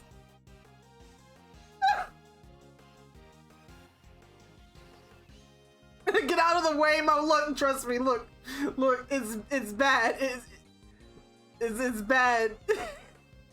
That's a lot. Hold on, chat. That's a lot. It's half the bar. It's half the fucking bar. Oh. Put Mo back. Oh boy, that's yeah. Oh indeed. Oh in fucking deed. Oh boy. That's a big chunk. Yep. That's a lot. But it's fun. This is who you are. This is who you really are. This is who I am. You're the great thief Yatagarasu, a noble outlaw who would never stoop so low as to kill. I can't do it, I'm sorry. Because all I can see is the one memory that's returned. I have to face it. Hold it! No, the only evidence of your guilt is the confession they forced out of you. As I said earlier, you have to believe that you're better than that. Or are you saying you don't believe a word of what I've been telling you?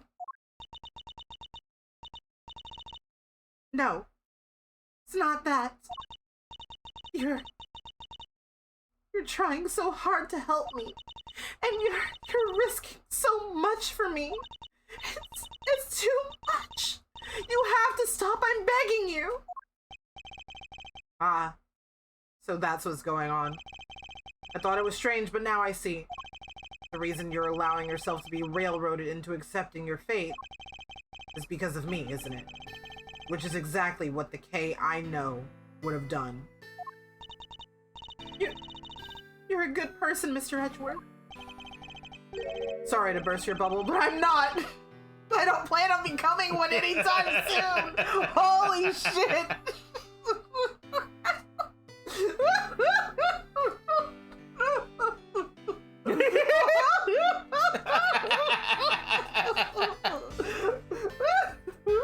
Same Edgeworth. He's got a point. Because despite all your wishes to the contrary, I'm still trying to help you.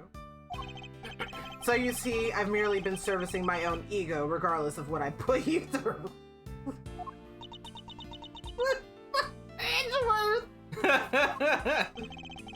Now let's try this again. See the good in yourself, Kay. Remember the noble thief you truly are. The memory of you committing the murder, you need to question it with all you have. That's all I ask. So please, let me do it for you. Do it for me. Oh my god. Hey!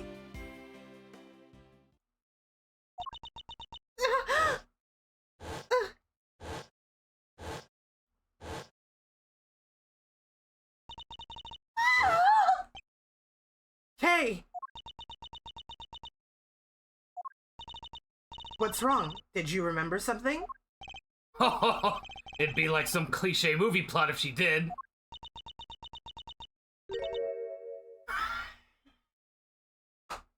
Yeah? Yeah? I can't move right now. I'm a bird. No. It was vaccine!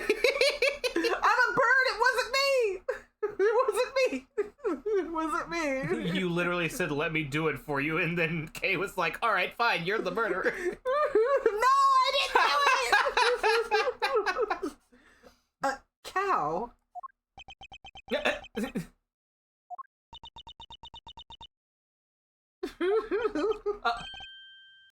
Cow? Mr. Edgeworth, if you could perhaps ask her for a few more details.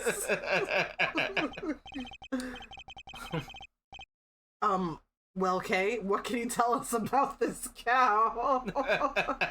Yeah? I don't know how much you can tell about this cow. I don't see no cow around. I just see a bird. I remember now. The person in the red raincoat, she had it in her hand. A stuffed cow. I can see it so clearly now. Are you sure, Miss Faraday? Are you absolutely certain? Yes, I'm sure. Then this court acknowledges the defendant's latest statements as new testimony. Objection. Have you lost your mind, Verity? We can't accept testimony like this. With all due respect, Mr. Chairman, information pertaining to the victim and her possessions is new and highly relevant evidence. Objection. I remind you of the adult state of her memory. No, this simply won't do. Good job. What was the name of my pink cow plush? Vaquita Rosa, or I just call her Rosa. Yeah, Rosa. Addled? But if we claim her memory is unreliable now, then our own argument is weakened, sir.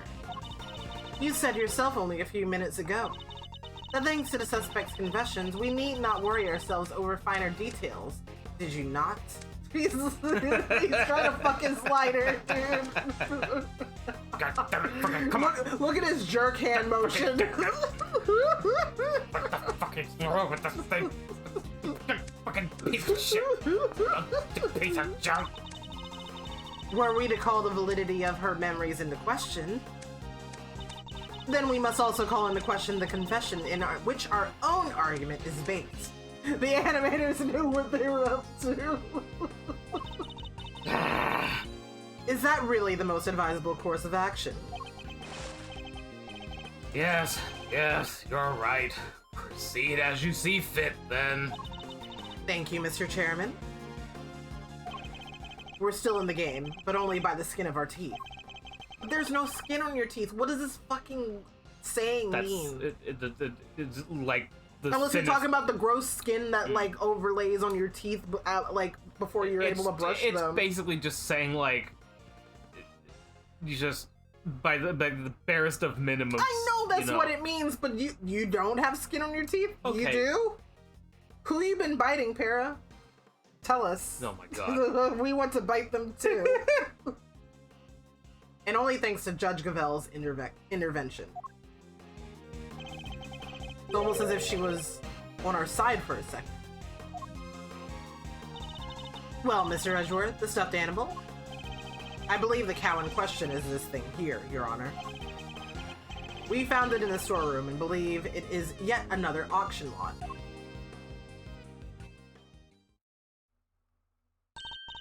Wait, that's... Do you know something, Gavel? No, it's just not what I imagined. I suppose it is a rather odd thing for the victim to have been carrying. I should look it over carefully. Yeah, this was the Zheng Fa president's little guy. Yeah. Oh. Damn, he got JFK'd.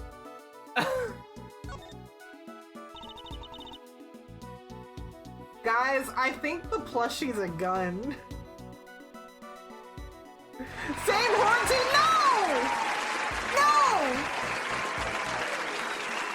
No!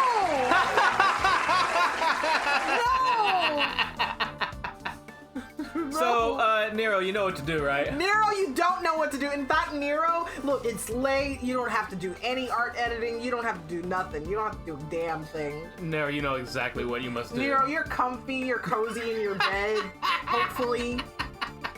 Not gonna do anything of the sort. Nero knows what's up. Yeah, it's night for Nero. Night for Nero? What the go fuck? To sleep.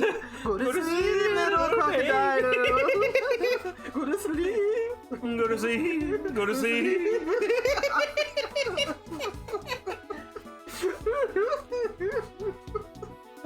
The left horn is missing. This hole. Looks like that's where the horn would have gone. But that doesn't look like stuffing in there. So what is it? It's a fucking gun. Let's take a look at the rest of this toy and see what else we can find. What if we tug on the nose ring and it just fucking fires a sick bullet through fucking Excelsius's chest? Jesus. Oh, I see something. What do you see? Top of the head. Oh, he's got a little petal on his head. Little sakura leaf. There's a cherry blossom petal caught in the fur here. There are petals in the raincoat, too. And a cherry tree in bloom on the viewing platform. It would definitely appear that this was taken outside at some point. But what did the victim want with this thing? He's cute.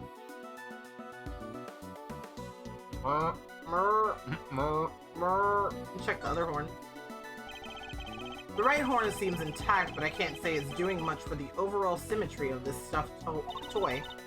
Look, Mr. Edgeworth, it moves! It does?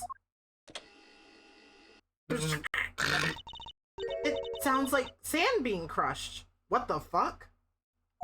Bristly. It would seem there is a recording device hidden inside.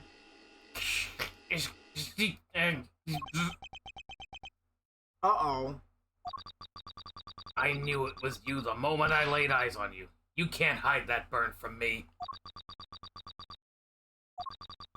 Nothing to say for yourself? I've waited so long for this day, and now I'll finally have my revenge! Great sweet wonk. Could this be the moment of the murder? And someone made a recording of it. Fitted with a recording device that captured part of a conversation. One of the people recorded had a prominent burn.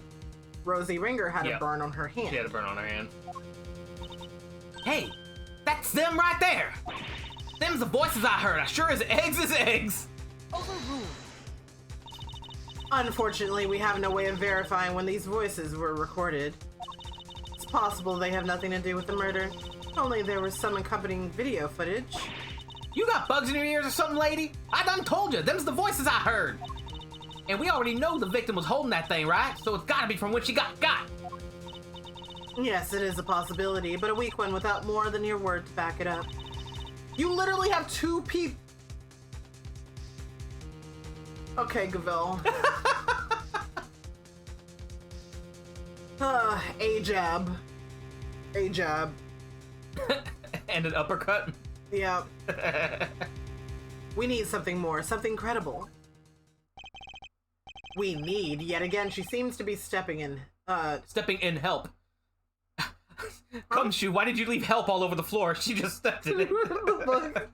Stepping into help. Stepping into help. But Judge Gavel. She's currently stepping in help. She's stepping in help. The fucking Jello hallway and what's it called? I didn't forgot the name of the damn game. Trauma Center. Oh yeah. Alright. Judge Gavel, I think we all know the voices are from the moment of the murder. Consider for a moment the words we heard one of the speakers say. I knew it was you from the moment I laid eyes on you. You can't hide that burn from me. I believe we have something that could explain what these words are referring to and how it's all related. Which piece of evidence proves that the voices are from when the murder occurred? I'm gonna assume probably... Because we have a burn. Yeah, she has a burn on her hand. Take that! The coroner's preliminary findings. How do they prove anything?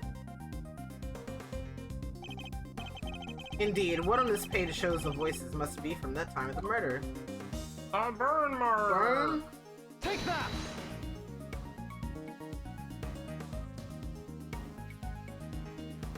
That's an interesting thing that they're telling me to, like, point at text to tell them what it is. Because, like, we could have very easily looked at it. Yeah, I was thinking about the picture. Yeah. Think again on the words we heard. This part in particular sticks out in my mind. You can't hide that burn from me. The victim had a prominent burn mark on the back of her right hand. And what of it? Burn mark? Bro has fire? Yeah, what's up with that?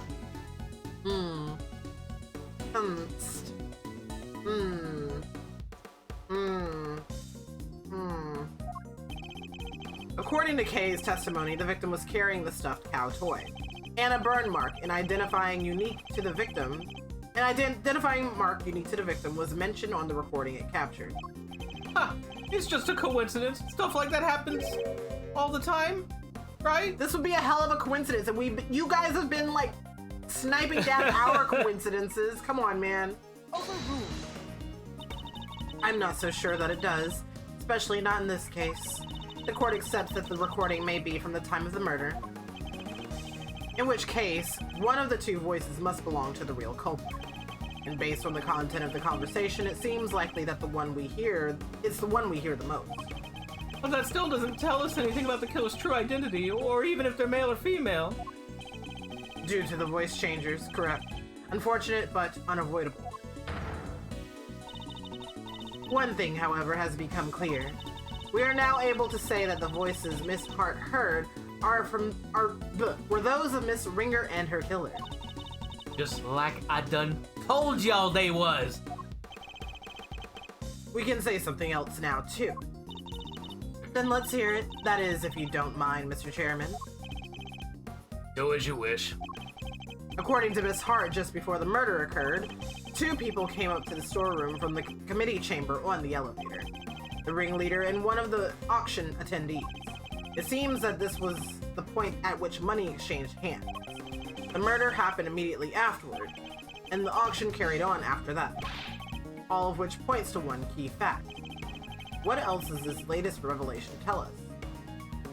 The ringleader was the killer. Yeah, the ringleader was the killer because it happened up there after they exchanged or whatever. Since the ringleader was the auction's sole auctioneer, then it follows that they cannot be the victim. Hey, Gavel. Not right now, Eustace. There. Here. Here, this is for you, chat. There's a good boy. That do anything for y'all? Don't forget to click. Here. Chat needs it. There's a good boy. There you go. There you go. Suddenly everybody that was lurking to look something like, huh? Unfortunately, no. Arf.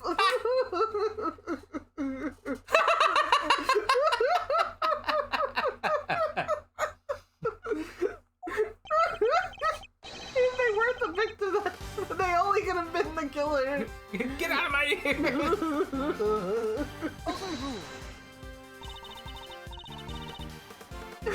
I'm sorry, I'm blinking. Okay.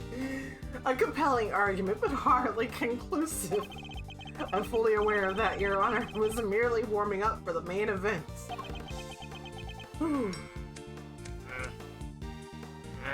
Oh, that's somebody right now.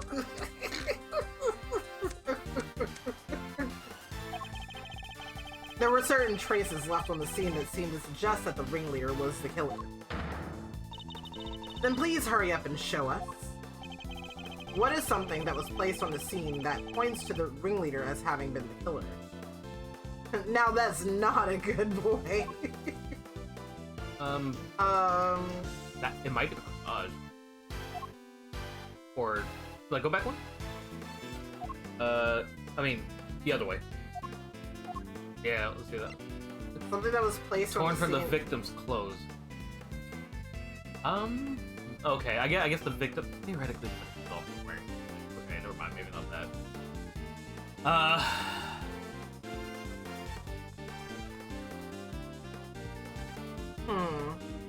The mask? No, No. that was part of what was placed on Kay. Mm-hmm. So was the corsage, though. Yeah.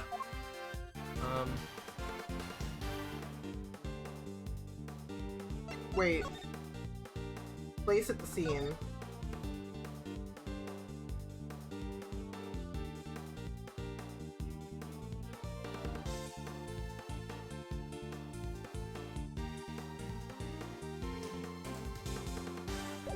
Hmm.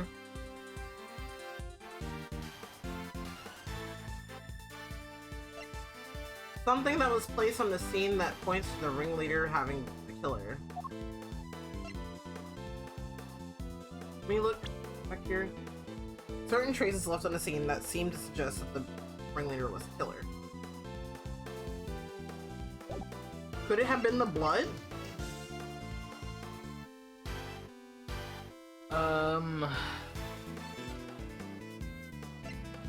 No, because the way they're wording it seems like it was intentional. So, that's rough. I feel like it might be the flower. We haven't used that. The corsage? We haven't used it for anything. I'm wondering if that was what we're supposed to put there. Because no. Tony's killing me. Tony is actively driving the candelabra. Wait, into my did you chest. save? I'm about to. I don't get it. Tony is killing me actively as we speak. I thought it was. Okay, we just saved, so I will also sip. Let's see if I got any crunches for you, chat. Not terribly crunchy. If you heard any crunching, it was probably Tony's water bottle. So, no crunchies for you guys. Yeah, no crunchies. No crunchies today. Huh, no surprises there, but I'm sure the rest of the room will be good. Oh, I agree with my idiot boy. Come on, man. The ringleader was the killer. There's something they would have wanted to hide. Something they wanted to hide.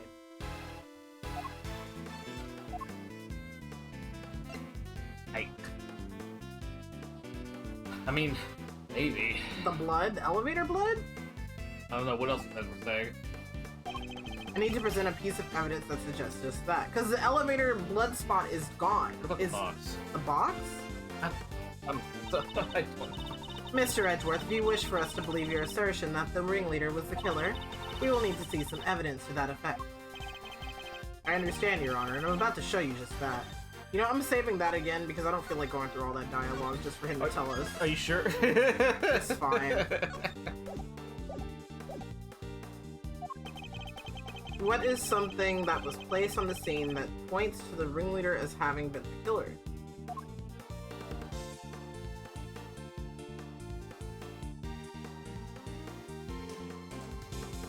Are we talking about the scene of the crime or the scene of where we found her body? That's the thing. Because, like, we're seeing a couple things in this picture. Like, we're seeing the key card, we're seeing the candelabra, we're seeing the notebook with Kay's promises.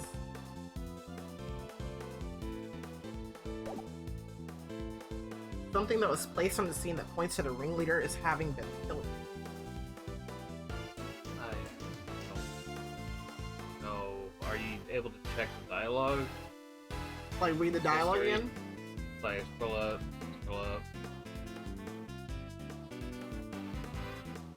Traces left on the scene that seem to suggest the ringleader was the killer.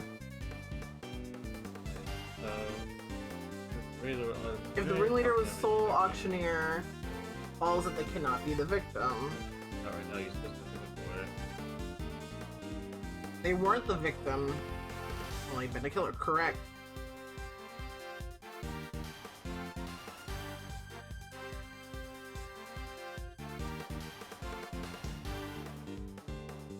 Something they would have wanted to hide.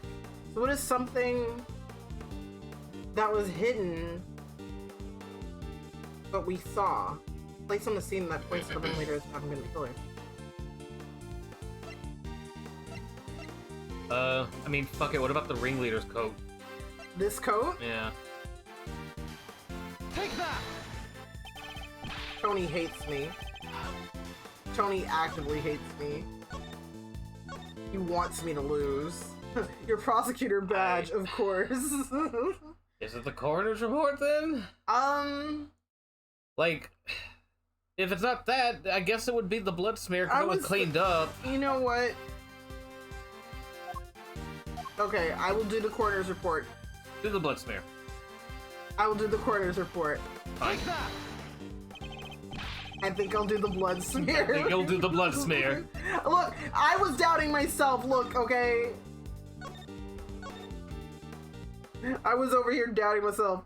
When in doubt, show them your badge. They took our badge away. We have the Yatagarasu's badge. We do have the Yatagarasu's badge. But I don't think we make much of a great thief. Okay. Stealing. So, probably the blood smear? Take that! It was not the blood smear. Okay, Fuck. fine. Fuck. I'm not reloading again. I'm just gonna have to take the L.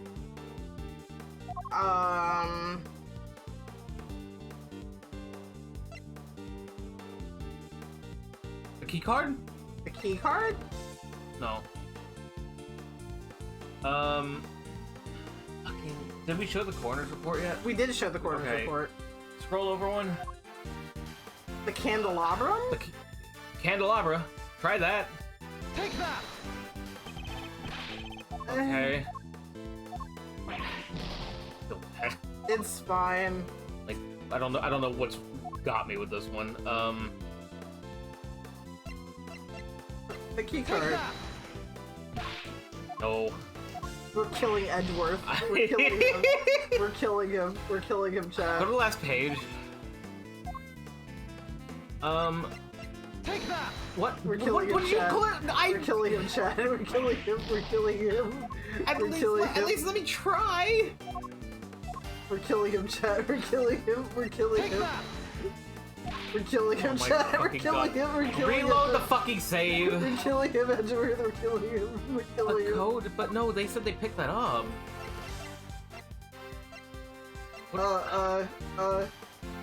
Hold on. Let me read the thing. Hang on. What about that note? Wait, go back to the letter. The bloody envelope. Hang on, let me read that. This one? Yeah. There we Take go. that. This is I was saying, let me read. We're killing Edgeworth. We're killing him. You're. I load this fucking save, please. Oh my god. I should have just looked it up. No, don't look it up. Like. Vexy is throwing. We're killing Edgeworth as we speak. Something that was placed on the scene that points to the ringleader having been the killer. I mean, the mask? We presented the mask. It Did didn't we? work. Yes. Okay, I couldn't tell because of your fucking flying fingers. Yeah, you like it when my fingers fly? Just God. wait till later. Wow. Okay. Oh, wait, What? The blood at the statue. But it wasn't placed on the scene. Was it placed there to hide the existence of the storeroom? The blood? Maybe? I don't know, try it. Take that! Okay. Fucking alright. The killer deliberately left a large pool of blood at the foot of the goddess of justice Of statue. course, we totally got that one try. Yeah, we did it, Chad. We totally We got fucking that. did it. It was due to that blood that we originally thought that the murder had happened in this chamber. But it was shrimply a ruse designed to cover up the blood that had dripped down from the storeroom. In order to conceal the existence of the underground auction, correct? Correct. If the culprit had nothing to do with the auction, they would have had no reason to cover up that blood. Which further supports the theory that the ringleader and the killer were one and the same. And as to the identity of the ringleader, do you have anyone you'd like to name? The auction is always held in this committee chamber, with its storeroom located just overhead. So at the very least, we know the murderous ringleader has some connection to the committee. Yes. And you suspect me, correct? As the committee's most powerful member, that would hardly be a surprise, right? Objection! You're a fine prosecutor. That much I'll give you. But as I think I may have mentioned already, you're also hopelessly naive.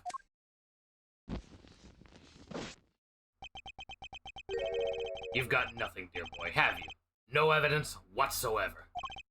Unless you've got something to share after all? Do I have any evidence to show that Chairman Winter is the murderer? Do we?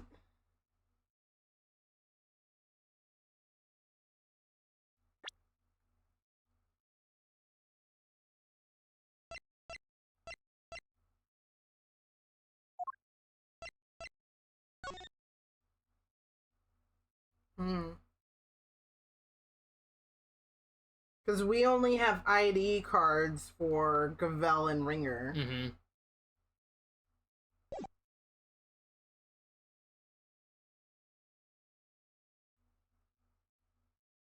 Hmm.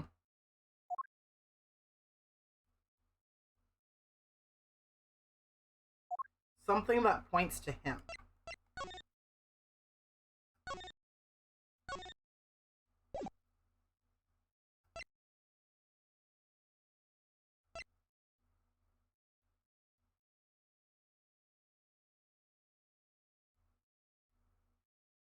Do we know whose key card this is? I mean, it's probably Rosie's. But we don't have evidence that it is Rosie's. The thing is, so I know what you're like trying to, or what you're thinking about. Yeah. Or at least I think I know what you. It's like you could suppose that like he purposely used her card after she was already dead, and then planted it on the scene with her to be like, oh well, she was here clearly, you know. But I don't think, because I mean, even if this wasn't her key card, we don't the document doesn't give us any reason to believe otherwise, because only 2 cards were used. Hmm.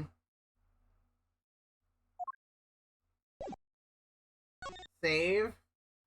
I feel like this is one of those questions that's like, It's like we probably don't. It's like we either do, and the game is like telling you, "Hey, do it," but then you don't, and then Edgeworth is like second guessing himself. He's like, "Actually, I do," and then Yeah. it's like, But it could also be a case of like, damn, I really don't have anything right now. uh-huh. Because like I can't think of anything specifically. Let me look again. Okay.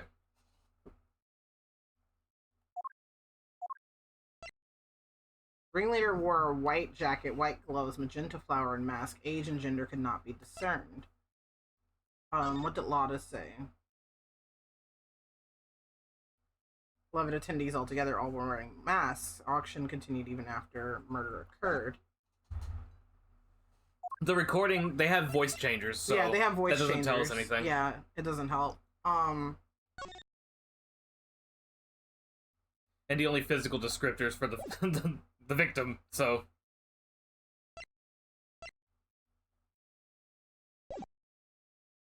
I do. I have the evidence, alright, we don't. He's bluffing just like his boyfriend. probably should have chosen the other one. No. In case it enters this endless loop of us trying to find an answer that's not there. Evidence that proves you're the culprit. Oh, you do you? Well, do share. I can't wait to see it. This right here proves you're the killer. Oh, boy. Oh, I guess, well, no, that doesn't fucking do anything either. What are you thinking? I was like, the flower, but like, that doesn't fucking tell us anything. I really wasn't sure where you were going with that. We could have at least had a confirmation. If you chose we don't. Man, fine! I'm just saying. Because I really don't know, at least at this stage, if anything does point to him. Okay, what about the letters? Like, the bloodied one, for starters. Okay. But what does the bloody one tell us? Thanks for agreeing to help my plan. Now we can both get what we want. Good luck getting your revenge for whatever happened 12 years. Oh. I don't know if that'll help us here, but that does tell us something. Because the recording said something about. Oh, let's review. Can you select the cow? Will it tell us the recording from there? Details? Can we touch the horn again? Yeah. Twisting this horn makes it play the recording. Okay. Okay. I knew it was you the moment I laid eyes on you. You can't hide that burn from me. So that would be Excelsius. Mm-hmm. Maybe. Nothing to say for yourself. Well, at least we know he's talking to Rosie. Nothing to say for yourself. I've waited so long for this day, and now I'll finally have... Wait.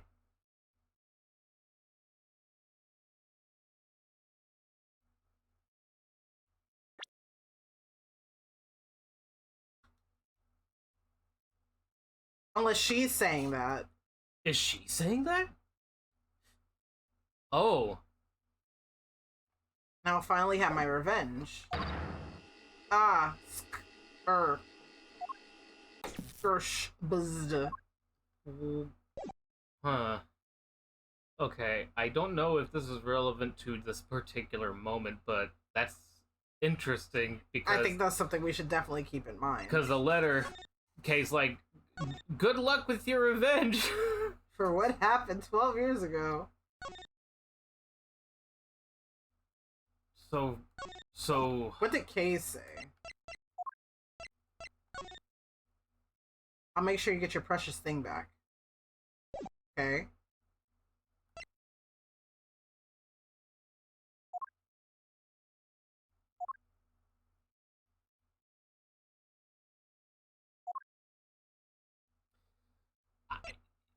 could be the letter. The letter, you think? Maybe. I Okay. mean, I'll do it. It's fine. Take that! It was not. no. Could you take a look at this for me, please? Okay. I'm looking, my boy, but I fear I'm not quite seeing it. I'm drunk. Honestly, no. I'm drunk. I can't see how it's relevant at all. Oh, sorry, I'm drunk. Must be the murderer. But do I have any evidence to prove that? I guess we don't. Face it, dear boy, you don't have anything on me. Do I have any? Okay, I guess I fucking don't. I think we're making connections a little ahead of the curve here. Yeah. It was Chairman Winter himself who brought up the fact that I suspected him. And he seemed confident right from the get-go that he's untouchable. Which means he knows. He knows I have nothing. Well, Miles, my boy, time to pay the piper. I'm afraid I don't. Ah, I've always wanted to say that. Verity, he's all yours. Whoa. Wait, dang it, I just remembered something! Huh? Did you have amnesia too? Holy fuck. Eustace. No, it just don't came to me. A flash of inspiration, you know how it is. Very well, say your piece. Objection! What are you doing, Verity? Mr. Edgeworth has made it clear that he won't give up until every last lick of hope has been extinguished. So extinguish we must, lest he try to drag us through this excruciating process again in the future.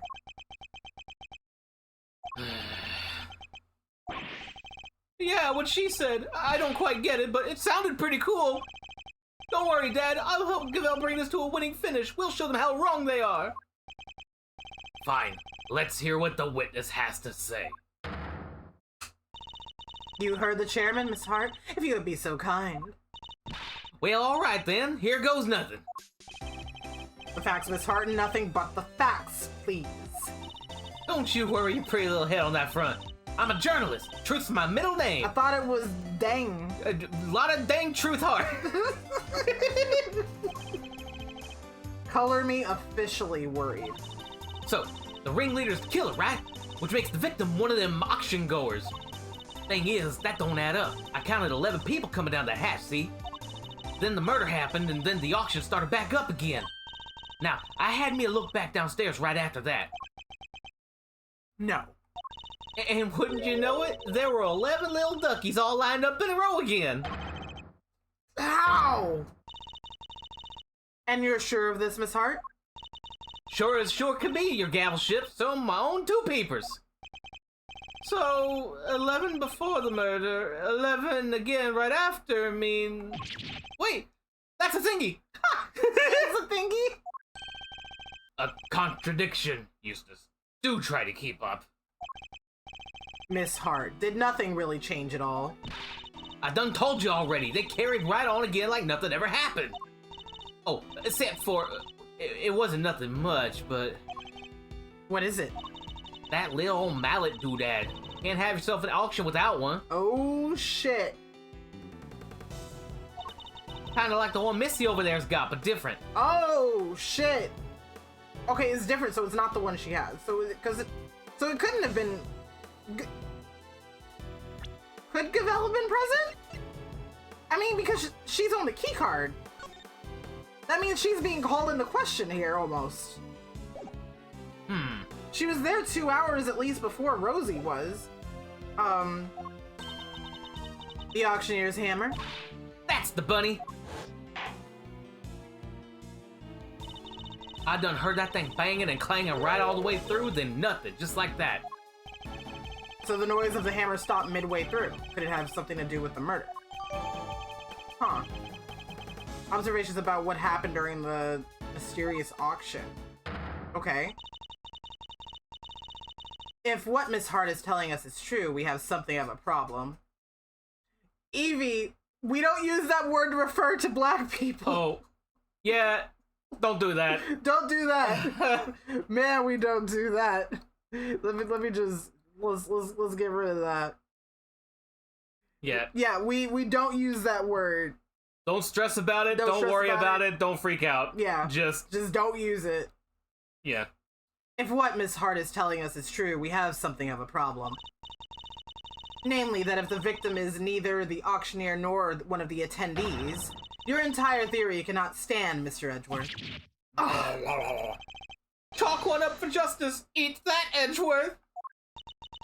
See, Mr. Edgeworth, there really was nothing we could do. No, there must be something we're overlooking, something that we still don't have an explanation for. I just need to think. If I can't, Kay is... Alright, kids, do we finally have all our answers now? If so, then I expect you to make good on... Well, Ah! one moment, sir. I worry that it still might be a little early to pass judgment. After all, we have one more matter yet to resolve. And until we do, we cannot claim complete and total victory over Mr. Edgeworth. Is that not so, Mr. Edgeworth? Frankly, I expected you to have raised your voice by now. Aloud hold it, perhaps. Oh, yes, of course. And once again, she has rescued us from the jaws of defeat. Very well, let's get this over with, shall we? What is this one murder that still remains? Why the contradiction in the coroner's report, sir? That's... He's gonna jerk it. Ah, he's jerking it. Ah, he's jerking it. Ah, he's jerking it. Jesus Christ. Ah, he's jerking it. Okay. Ah, he's Come on! jerking it. He can't get it up, guys. I'm back with witness, Your Honor. That's right. We were calling for, Grandma. Grandma. What's this all about? Why'd you call us down here? Did somebody suddenly fall ill? I'll have a compress? Compress, Like like a a warm compress ready, compress. 2 shakes of ouch! It's better be good than somebody else drop dead. Well, they might soon wish they had. I feel like you're having a little too much fun with grandma voice there. Dr. Hertz, Miss Needler, thank you for coming on such short notice. Let me assure you this won't take long. Quit trying to butter me up and cut to the chase, will ya? Of course, we summoned you here to confirm something. Okay, full stop. Evie, you're fine. You Evie, didn't know. we already said it. Just move on, homie. Like, if it was serious, We would ban you. you would know it was serious. We would ban you. But it's not serious, because you're not the first to... It's okay. I need you to pick yourself up, take a deep breath, take a drink of water, and just keep Move going, on. please. It's okay. Like, if we're fine, you're fine. We're just informing you that it is not an okay thing to say. We're not judging you for saying it because you just did not know. Now you know, and that's what matters. Now you know, and that's what exactly. matters. That's all we were trying to convey. That's it. You're fine. We're not You're canceling good. you. Like, you're fine. What is Judge Gavel up to? Dr. Hertz, this court asks that you provide the unabridged truth regarding the following. Do you stand by your preliminary findings? Can you vouch for their complete and total accuracy? Grandma doesn't make mistakes. Ever. That's strange. Huh? What do you mean? In the course of this trial, an error was indeed found in her report. And so I ask again for the truth, Dr. Hertz. Did you alter, tamper with, or in any way falsify your findings? That's awful! How can you even say that? What are you asking me for? Why the heck would I want to do that? To help with the true culprit, of course. As if I know anything about all that. I just know I didn't do anything of the sort. Then that seems doubly strange. What other explanation? What other explanation could there be for the discrepancy in your report? Mr. Edgeworth, I wonder if you might have any thoughts on the matter. ... It's not like you to be coy, I must say. Can Edward be coy? I would say you're more of a shark. Okay. Why does she keep taking charge and helping? Still don't know what she's trying to do, but I'll happily take what I can get. If everything was recorded accurately and then handed off to Mr. Winter according to protocol, then the report shouldn't contain any mistakes. Wait! For the record, I didn't do anything to the report! I guess we'll see, won't we? Dr. Hertz, perhaps we could begin with your side of the story? Why do we even need to? This is pointless. I'll be the judge of what's pointless, thank you very much. We have patients waiting for us back at the hospital. But Graham, ouch! We really don't have time for this. Won't you please help us? I can't stress how important this is. Grandma says she'll testify. But could you please make it quick? If we're not back soon, people will suffer. And yet you had no qualms about taking your time and buying cotton candy the last time we saw you. We'll let you go as soon as we can, I promise. Assuming you tell us the truth, that is. Oh, we get both of them! We get both of them in the fucking confrontation. The so-called mistake in the report. No way there's a mistake in Grandma's report. Not never. I've been dealing with the dead longer than you've been alive, Sonny Jim. Sonny Jim. Me writing something wrong is about as likely as... Ouch! And what the heck do you think I'd stand to gain by doctoring a file, Don't make a lick of sense. And that's... And that's all she has to say. Nothing funky here. See? Just as I thought. There's no chance the good doctor doctored her findings, doctored. And you swear by the holy goddess that this testimony is true? Of course! Grandma's never told a lie in her... Objection! Your opinions are not necessary, Nurse Needler. Your grandmother is the subject of this inquiry, not you.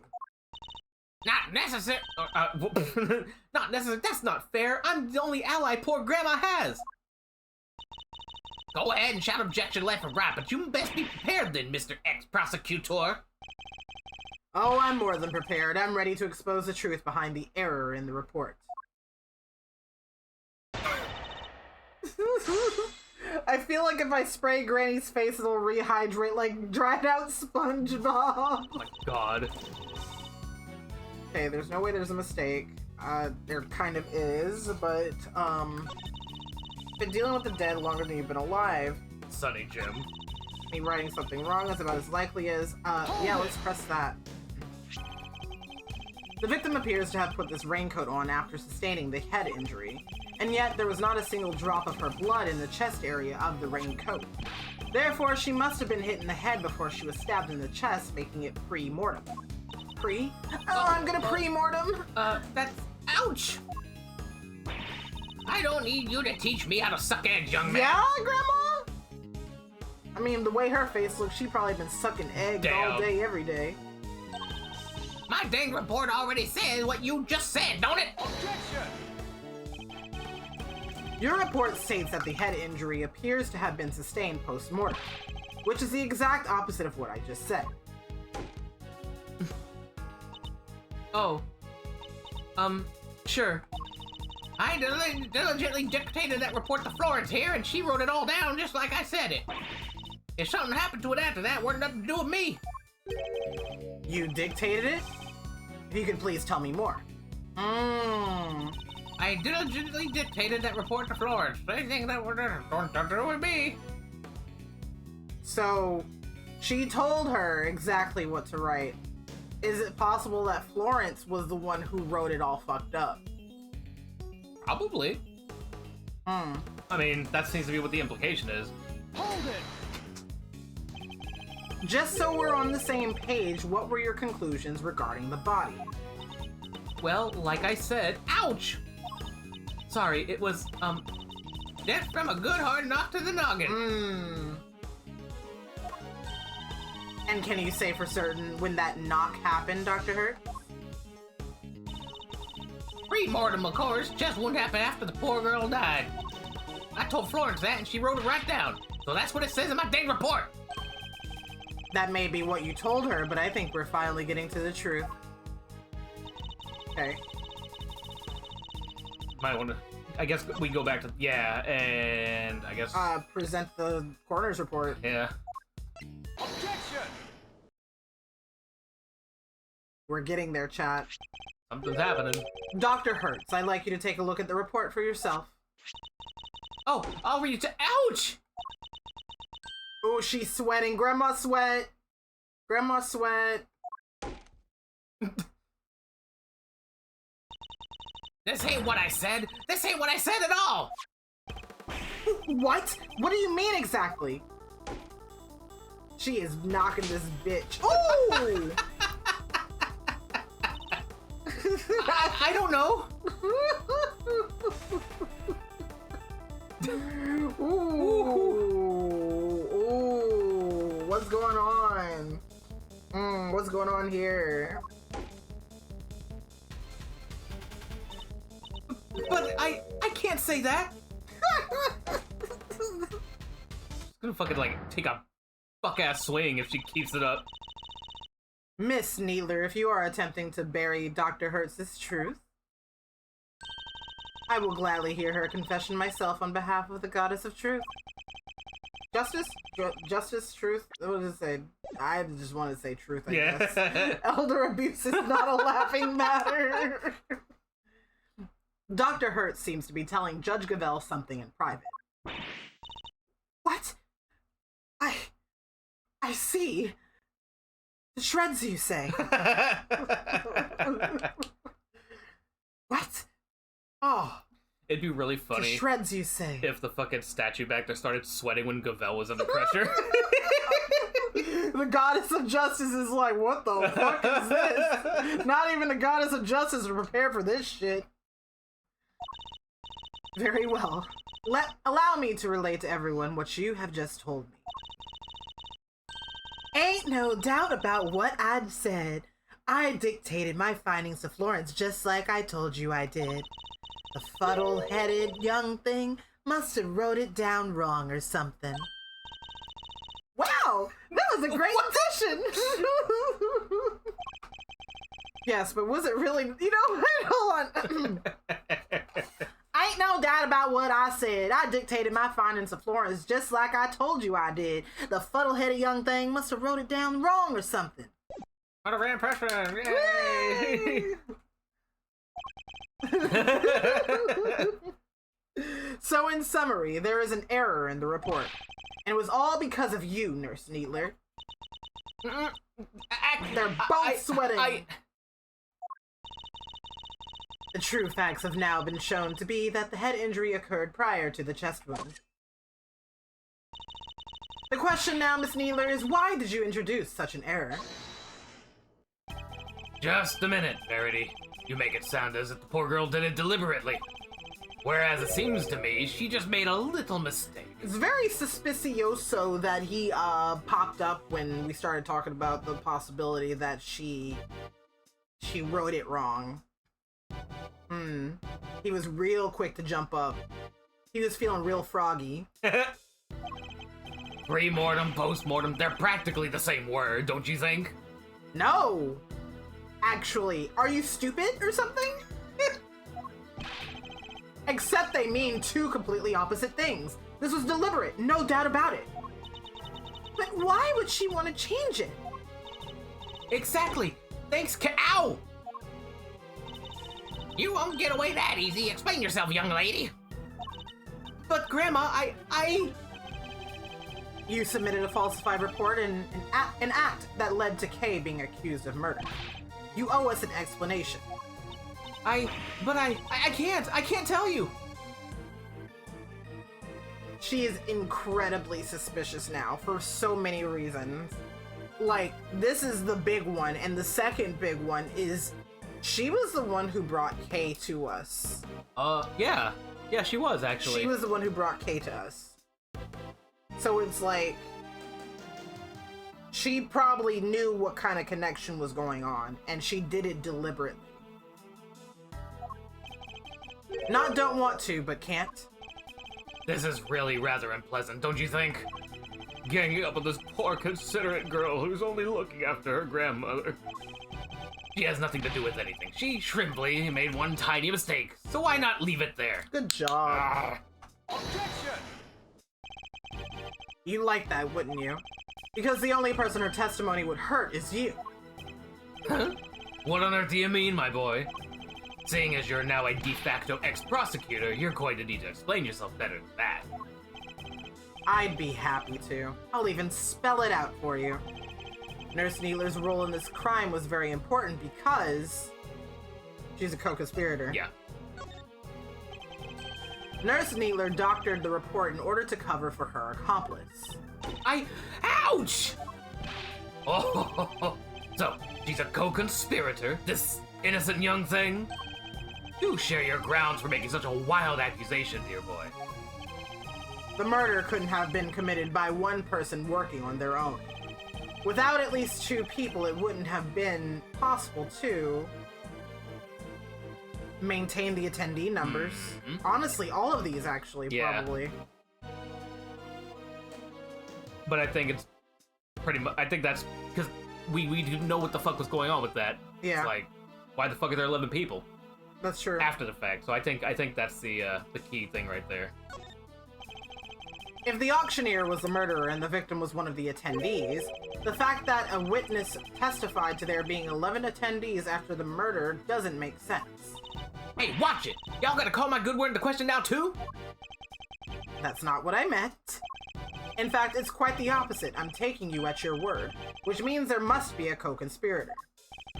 I know it's hard, my boy, but sometimes you just have to accept that you were wrong. Objection! I wasn't wrong. I just hadn't considered the possibility of the killer having an accomplice. But as soon as we do, things start to fall into place. If the killer's accomplice returned to the auction room in place of the victim, there would indeed have been 11 attendees both before and after the murder. Well, so that's your thinking, is it? It's certainly an intriguing theory. He's jorking it. But surely the imposter would have been spotted right away? Don't call me Shirley. I don't imagine that Nurse Needler looks strikingly different from the victim in build and stature. With the help of a mask, she could very easily have replaced Miss Ringer without anybody noticing. Well, Nurse Needler, is that what happened? Did you take the victim's place at the auction? I wouldn't do something like... Now tell us, the ringleader, who were they? I can't tell you! I just can't! It hurt Grandma, too! Oh shit. Ow! But, Grandma! Don't you worry about me, I can take it. Oh. You just tell me everything, child. But... Grandma! Whoa! So I was right? She was an accomplice. Miss Needler, why? Well, Miss Needler, can you explain yourself? Yes. Huh? Oh, thank you, Grandma, but I'm alright now. Why was it full of air? To keep it held up, obviously. Yeah. The only reason she's holding her grandma's hand is to keep her from floating away. I confess it. I changed places with Miss Ringer. So you admit you were working with the ringleader? Yeah, I was helping them. I don't know how, but they found out Miss Ringer was going to attack them. The culprit was going to be attacked by the victim? Grandma can style her hair however she wants. Yeah. She really likes the movie Up. They seemed pretty sure it was going to happen that night, so they made a counterplan. They wanted to strike first, and they wanted me to help them. I was told to go to the storeroom before the auction began and wait there. Now hold on right there, Missy. I didn't see nothing and my eyes don't lie. If you'd have been there from before the auction, I would have bumped right into you. I was there the whole way through, and you weren't there for a bit of it. I'm not lying.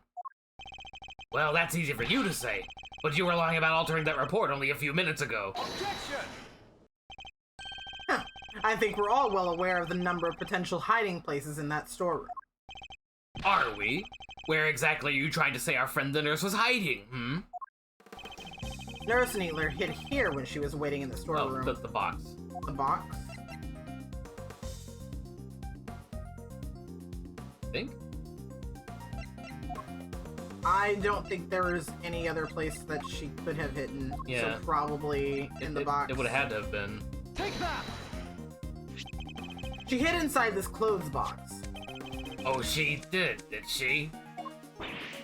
Huh. Well, it was there the whole time, even before I moseyed on in. But like I done told y'all, it had all them chains around it. Wanted to hide in there myself, really, but it was locked up tight, so I had to go elsewhere. I imagine that's because Nurse Needler was already lying in there by the time you arrived. That's right! We didn't want anybody to open it or would have really blown our cover. So the ringleader told me to climb in and wait until it was time for my part of the plan. And then they wrapped the whole box up in chains.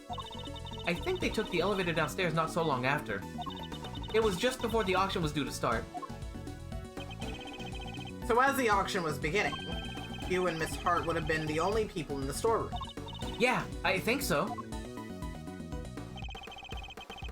Okay, the auction proceeded as it always did, until a certain customer came upstairs and completed her purchase. To complete her purchase, that's when the incident occurred. Miss Hart overheard the victim and culprit exchanging words around them. Around then. You betcha! I was behind that statue there, shaking like a danged leaf the whole time. In the middle of their quarrel, Miss Ringer was killed by the auctioneer. I imagine that the auctioneer then carried Miss Ringer's body over to the clothes box, from which Nurse Needler emerged and swapped places with the victim.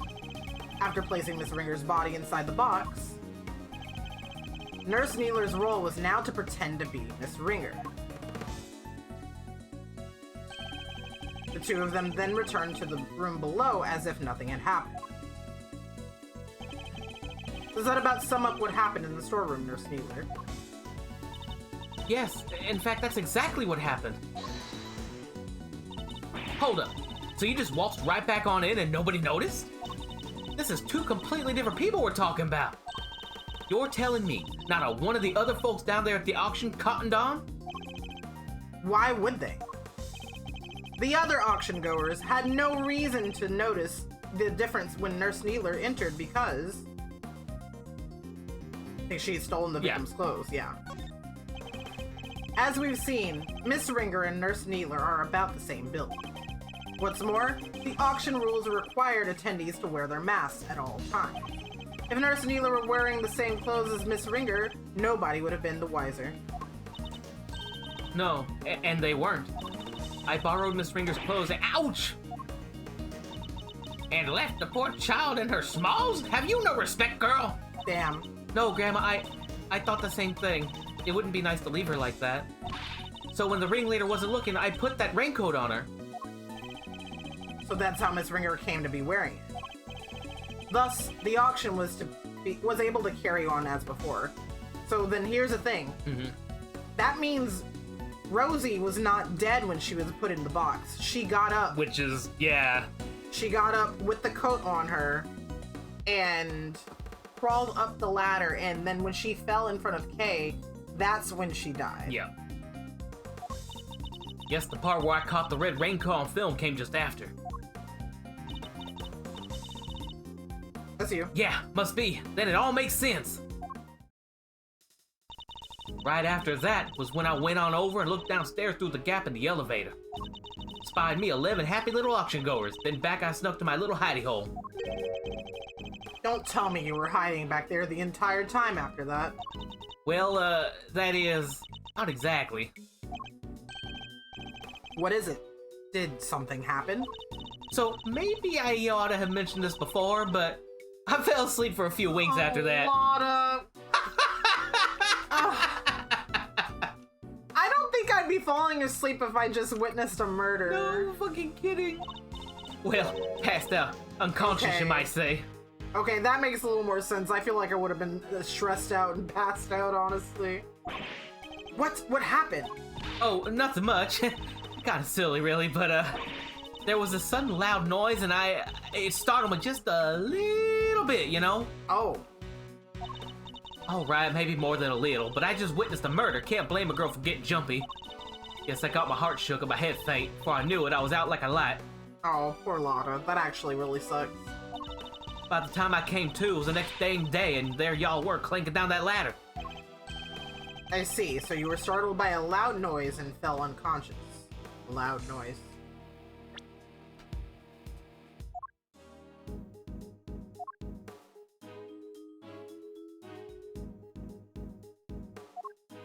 I don't know if we have anything for that, actually. Okay. I suppose that means you don't know what happened after that. Not per se, but, well, after the auction was over, all the masks were back on the rack. So I reckon the guests done finished up and filed out one by one like they was supposed to. Had to have a high-ass heart rate to just conk out I mean, to a set. She does have a lot of heart after all. Come on, Tony. What the fuck? Yes. Your model freaked the fuck out for a second. It was crazy. Tony, get out. No. Never. Nurse Needler, once the auction had restarted, what exactly were you doing? Given the kind of shit she keeps getting into. Yeah. I was pretending to be Miss Ringer and placing bids, just as the ringleader wanted. I had to win the clothes box as I'd been instructed. It had a dead body inside after all. Imagine if somebody else had won it. We would have been in real trouble then. So you had no idea the victim had vacated the box in the meantime? No, not until we came back up so I could pay for it. That was when we noticed. The ringleader told me to go look for her right away. Except, I found some other girl collapsed at the foot of the ladder instead. Hey.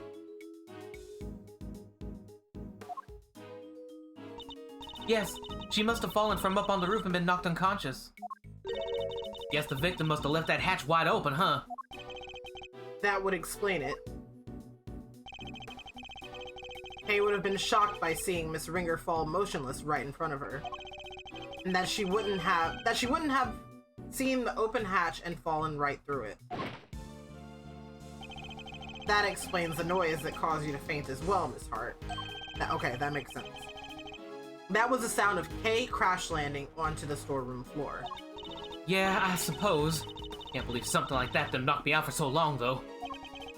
So in summary, by the time Miss Needler found Kay, you were already sound asleep behind the statue. I think we've got a good grasp on what occurred up to this point now. Nurse Needler, if you would continue. Sure.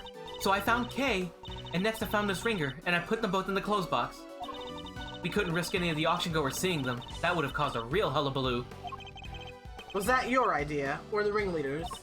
Theirs. But putting the raincoat on Miss Ringer was my own idea. So I tried to get rid of it before they found out what I'd done. I imagine they were none too pleased when it showed up as a surprise piece of evidence in this case. And lastly, the ringleader and I put her in an auctioneer's outfit we'd prepared. Of course, which completed the deception and made everyone think she was the auctioneer. All in all, the auction finished up without anybody noticing anything. And that was that. Now that we know the extent of your crimes, Nurse Needler, if you have anything further to share, I advise you do so immediately. I wish I could tell you more, but I'm sorry. That's all I know. Well, she has basically kind of just cleared up and said that Kay is not the one who killed Sure. Rosie. But which judge will settle for that? True. Oh, except for one other thing. It did seem a little strange, I guess. When I was borrowing Miss Ringer's clothes, I took everything I could, but I couldn't take her hair, obviously, so ouch! You're dang right you couldn't take her hair. What kind of medical professional are you? That's where you draw the line, so taking her clothes was okay? Our hair was totally different. The style, the length, everything. I kind of panicked. Yeah, she's got brown hair, long brown hair. But the ringleader thought of everything, including wigs. 2 of them, in fact. There was a straight one and a wavy one. They were both stashed in the clothes box. 2 wigs, but why? Winner's definitely gonna pull something out of his ass. Which winner? Daddy winner or baby winner? Why did I say that? I don't know. 2 wigs, but why? Right? I wondered that too. I thought maybe they were worried she might have changed up her hairstyle. Anyway, I took the straight one. That was the one that matched her hair on the day. Leaving a wavy wig in the box.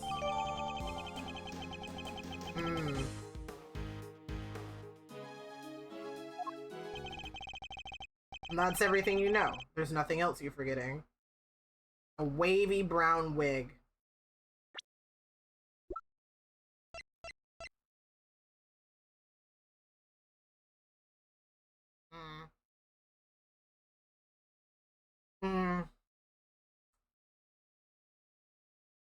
Huh. I don't like that. Their hair is both their hair is brown, but like That's a darker shade. It's like a darker shade, almost black. Yeah. But I'm almost thinking that Verity could have very well been a target. Yeah. Just based on what knowledge we have here. Mm-hmm. Like, they wouldn't bring that up if that wasn't a possibility. That's crazy. What the fuck? Mm-hmm. Okay. That's everything you know. There's nothing you're forgetting. No. Huh? No, really, Grandma, that's everything. And I take it that you really have no idea who the ringleader might be. She has straight hair, though, but here's the thing about, like, getting your hair in braids. If you unbraid your hair... It would be wavy. It would come out wavy. And I mean, her front... Yeah, her front thing, fringe is kind of wavy, too. It's a sharp wavy, but it's wavy enough. Yeah. Ooh. Sorry, I only know that they were in charge of the auction. I didn't see them without their mask on. And they were pretty careful to keep their identity a secret from everyone. Ah, if I can't get something concrete on them... Well, Miles, are we about done? You've proven the nurse was part of the murder plot, but sadly for you, it doesn't change a whole lot. Because it does nothing to prove that Kay Faraday isn't the ringleader. I mean, it kind of does, because when Florence went up with the ringleader to move Rosie's body, they found Kay on the floor, and yeah, Kay is the ringleader. I saw her ass. Oh boy. And justice must prevail. We can't change the law, even for your sake. Like, what I'm saying right now, that makes a whole lot of fucking sense, right? That Yeah. Florence and the ringleader found Kay on the floor, and Florence straight up said she found Kay on the floor. True, but those are just words. Yeah, words that mean something! Well, apparently not to him.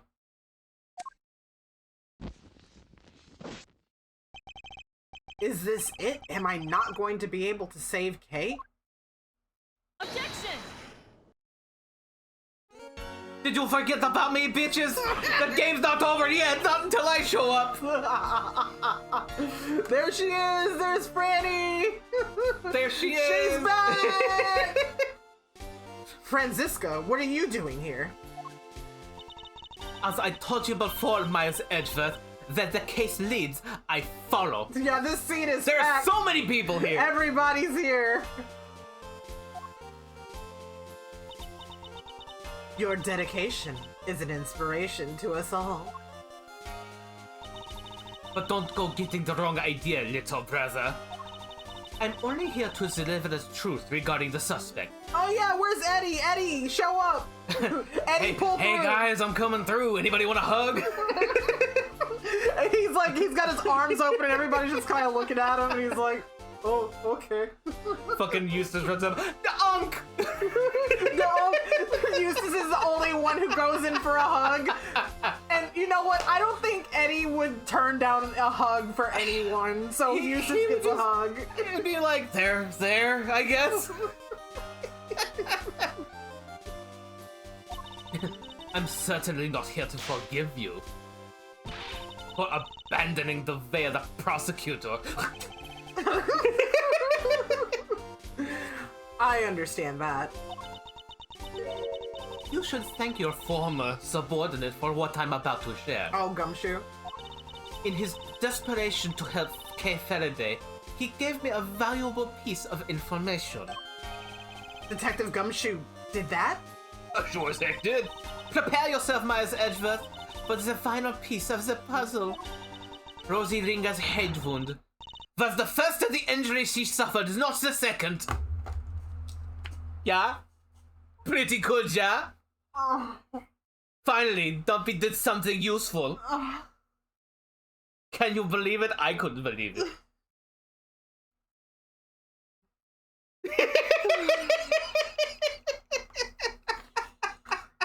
I really thought she was about to come in here with something good. I really did.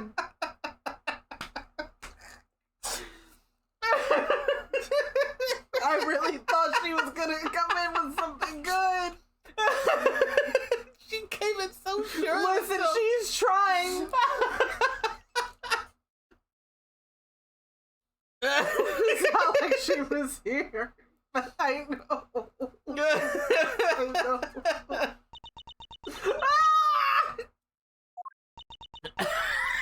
Oh no! Well, someone say something. Yes, there's no easy way to say this, Franziska, but we already proved that ourselves. You... What? Yes, just a few minutes ago! Then why didn't you say so sooner? You didn't exactly give us a chance. And I suppose you know about the murder weapon too? No, not yet. Ha! Good. Then listen up. The victim was struck on the head with a blunt object bearing a circular surface. A circular surface. What do we have anything to... Because this is not a circular surface. Nope. I don't think we actually have anything. We probably, yeah. And the wounds to the chest were actually inflicted post-mortem. A circular surface. Objection.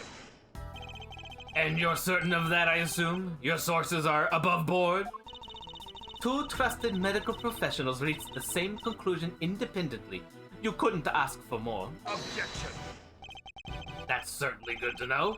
Unfortunately, you're overstepping the bounds of what? I am the prosecutor in charge of Interpol's investigation into the underground auction. When this matter occurred during that auction, it would be negligent of me not to pursue leads pertaining to related parties. Especially the victim. Get fucked, Excelsius. My, you've really become quite the force to be reckoned with, haven't you, my dear? Then all parties are in agreement. The victim died from a blow to the head. Okay, so updated. Death occurred as a result of a heavy blow to the head with a circular object. Chest wounds inflicted post-mortem. Sadly, the murder weapon itself has yet to be identified. Circular. Let me look at it. Okay, victim's body discovered in committee chambers. Autopsy places the time of death at around 11 p.m. the previous night. Cause of death appears to be blunt force trauma from an object with a circular striking surface. Puncture wounds on the chest were inflicted post-mortem. Other remarks: prominent burn mark on the back of victim's other right hand. Or other right hand. Yeah, two right hands. Yep. Victim's right hand. You realize how salty his tears... Because of how salty his tears are, his eyes have to be burning in those goggles. That's why they look like that. The amazing circular surface. Can I make a guess? Sure. What if the circular surface was the rim of the... No, because No. because she That would was be the struck. yeah. above. They would be like there's an angle in the wound. Yeah. I don't think we actually have anything. Okay. Huh. Based on the shape, I might have an. I don't, Edgeworth. Holy fuck. Based on the shape, I might have an idea or two. But guys, I didn't turn up any other weapon during my investigation. And yet, one need only think about the setting and an auctioneer's tools, and the answer should be obvious. It's the gavel. It's the gavel. An object with a circular surface used in an auction. We're obviously talking about the auctioneer, Judge Gavel's hammer, auctioneer's hammer. What would an auctioneer have readily at hand? An auctioneer's hammer, of course. You know, But we a never hammer. found one of those, you know? A hammer. If the auctioneer was indeed the killer, it does seem a likely candidate for the murder weapon. But without the evidence to support your theory, it remains nothing more than that. Oh, I have just the evidence you need right here. This piece of evidence strongly suggests that the auctioneer's hammer was the murder weapon. They Mario'd that poor woman. Go to profile. Profiles? Damn. Okay, never mind. Yeah, we can't submit profiles.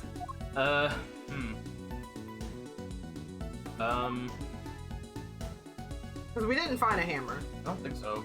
Hold on. Oh, I mean, it's the autopsy where it literally mentions a circular shape. Yeah, that's right. Yeah. Take that! I will be eating you later. What the fuck then? Look closely at this piece of evidence. It clearly points to the auctioneer's hammer as having been the murder weapon. What on earth are you talking about, Biosa? Put that thing away before I stick my whip on you! Before? And what was that just now? The hammer really is the murder weapon. Did anything change from before it was used? Oh, god damn it! Did Lotta's thing change to reflect the fact that the hammer went missing midway? Lotta did say that. Hold on, wait. Or no, wait. Nurse Needler's statement. Hold on. Yeah. When wig was straight, Okay. it was wavy.